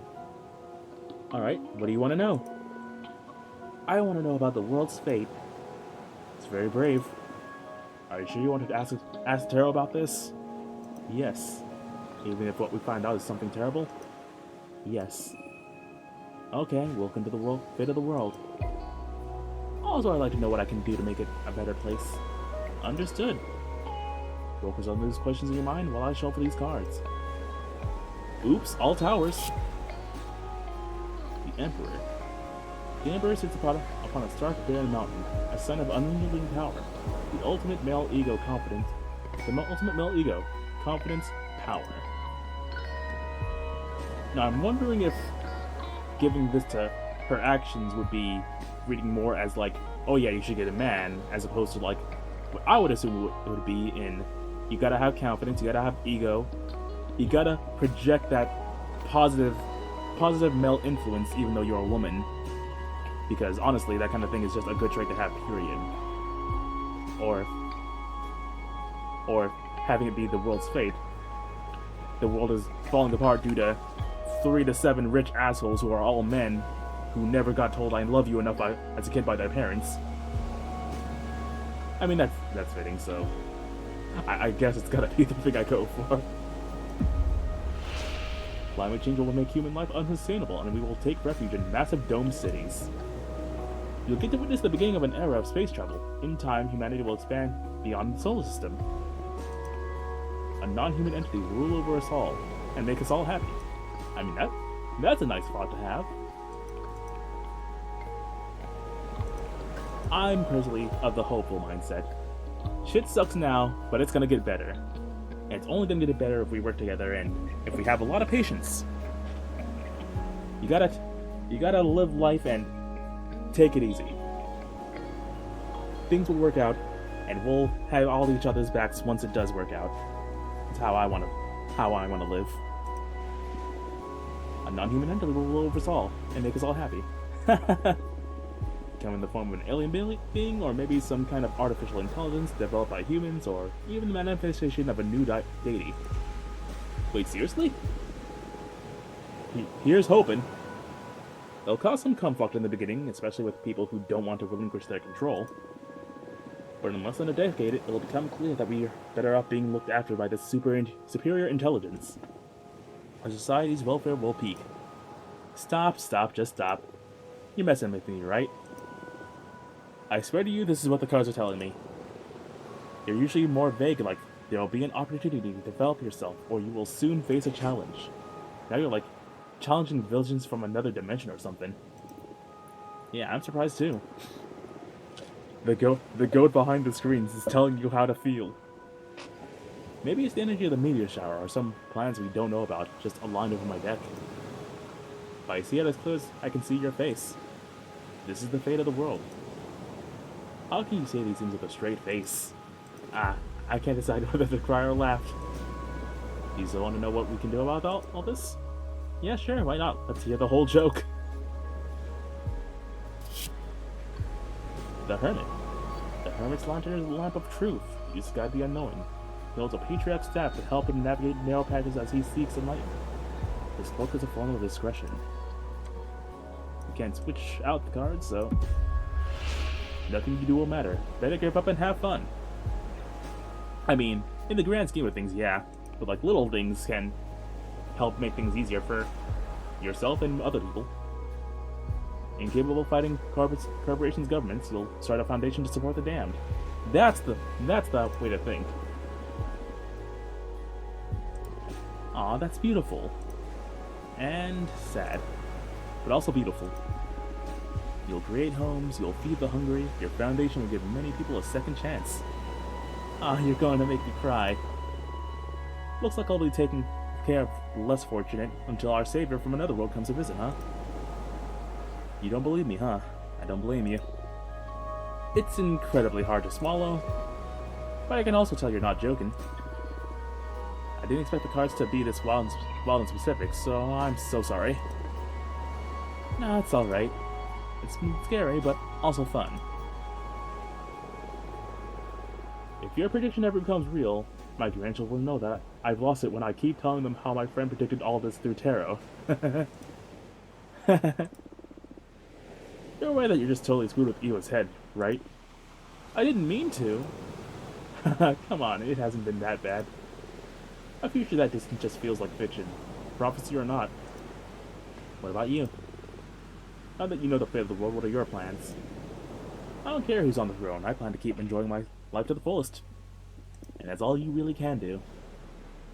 I doubt I'll get to meet the superior entity that's supposed to come. But Trina foretold I'll have bone cancer in my 50s anyway. So I doubt I'll get to see any of that. That's horrible. Why did you tell your sister that, Fortuna? We were kids and I dared her to read as far as she could into my future. I never read to anyone's end ever again. I felt a terrifying presence lurking beyond my vision. Like if I could keep on reading beyond death, then... now I'm scared. I will never forget that feeling. At the moment, my fortune telling skills were enhanced in some way. I've never been wrong since then. It's true. I can vouch for that. Don't tell me that. Don't tell me that. I don't want the world to go bananas. If we can fight magic with magic. Look, the meteor showers has begun. Let's ask the shooting stars to fix the scary future. Specifically with 5 meteors to Elon Musk's various homes and yachts and everything else he has ever loved. Since it's just the 3 of us on this beach, why don't we tell the stars of what we want out loud? I already told you what I'm gonna wish for, so I'm okay. Okay. I'll go first. Please, stars, save the world from the fate Fortuna foretold. Give us a chance to make it right. You made my sister sound like a villain. Don't say that. Stars, please make my sister happy. Help her find whatever she's always been looking for. Hey, weren't you going to wish to become a better person? Nah, that wouldn't suit me. I'd use my wish to take care of my little sister. That means you're a good person already. Oh, shut up. Don't ruin my cool moment. Come on, Fortuna, ask them. Speak from your heart. It doesn't matter. Please tell us. Where's your mind? What's the thing you want so wild only the stars can give it to you? I want you to be happy. I know there's something else. I smell it in the sea breeze. I keep seeing it in the dance of every flame. When I look at my cards, I can tell that magic is real. Yet everyone's always reminded me of how childish I am. I don't want to be a woman. I want to be a sisterhood. And that was chapter 3. And we have another visitor. Although we've been cutting it way long. That wasn't so bad, right? That Arbiter, Thea, seems nice. Yeah, I feel she genuinely wants to help. It's not a vibe you often get from magical authorities. So bold of you to go and confess you're crafting a new divination deck.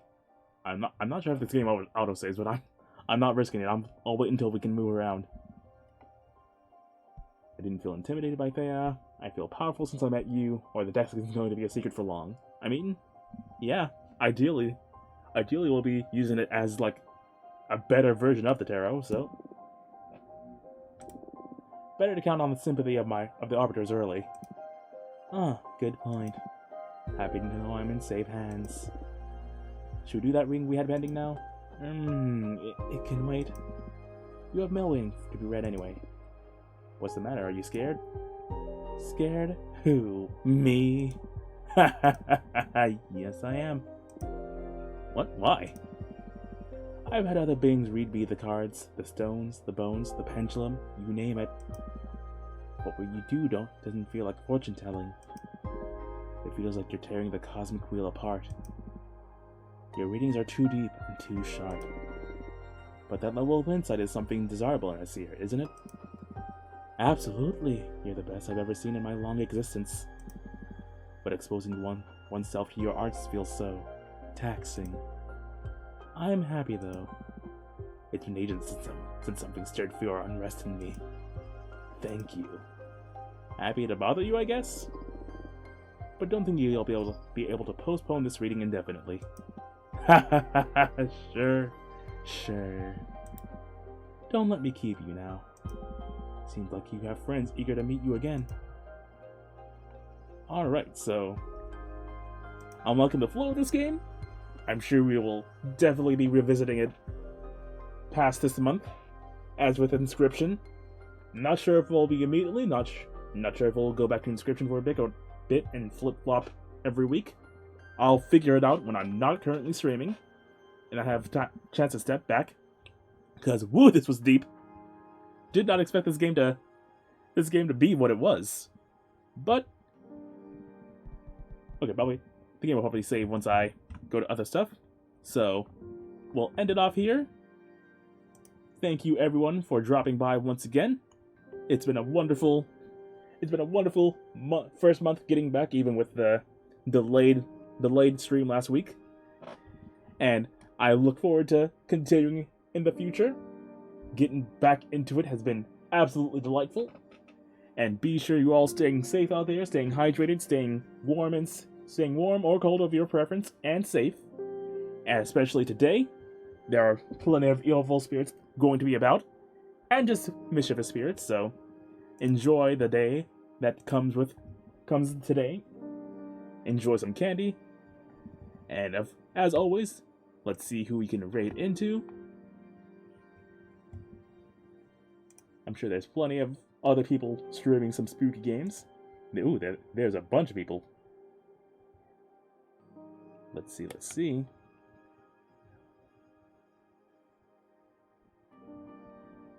Gotta send you guys off to something spooky. Or someone spooky if nothing spooky's going on its own.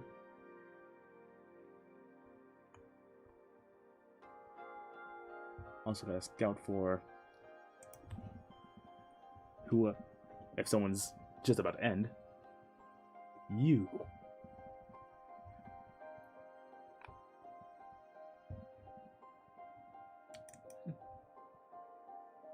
Alright.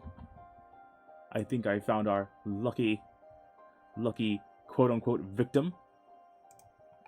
I'll be sending you guys off to Halloween 4545, who's just begun their stream for the day and looking to play Vampire Survivors. No better game to play during the season than a game with vampires, so be sure to send some love their way. And I hope to see you all next week. Thank you all for coming by. Rumor3 and Blight Damon for dropping by in chat. And well, Sekwar __. I hope to see you all next time. And thank you for giving me the chance. The time of day and especially during this time of year. Take care, and I'll see you all next time.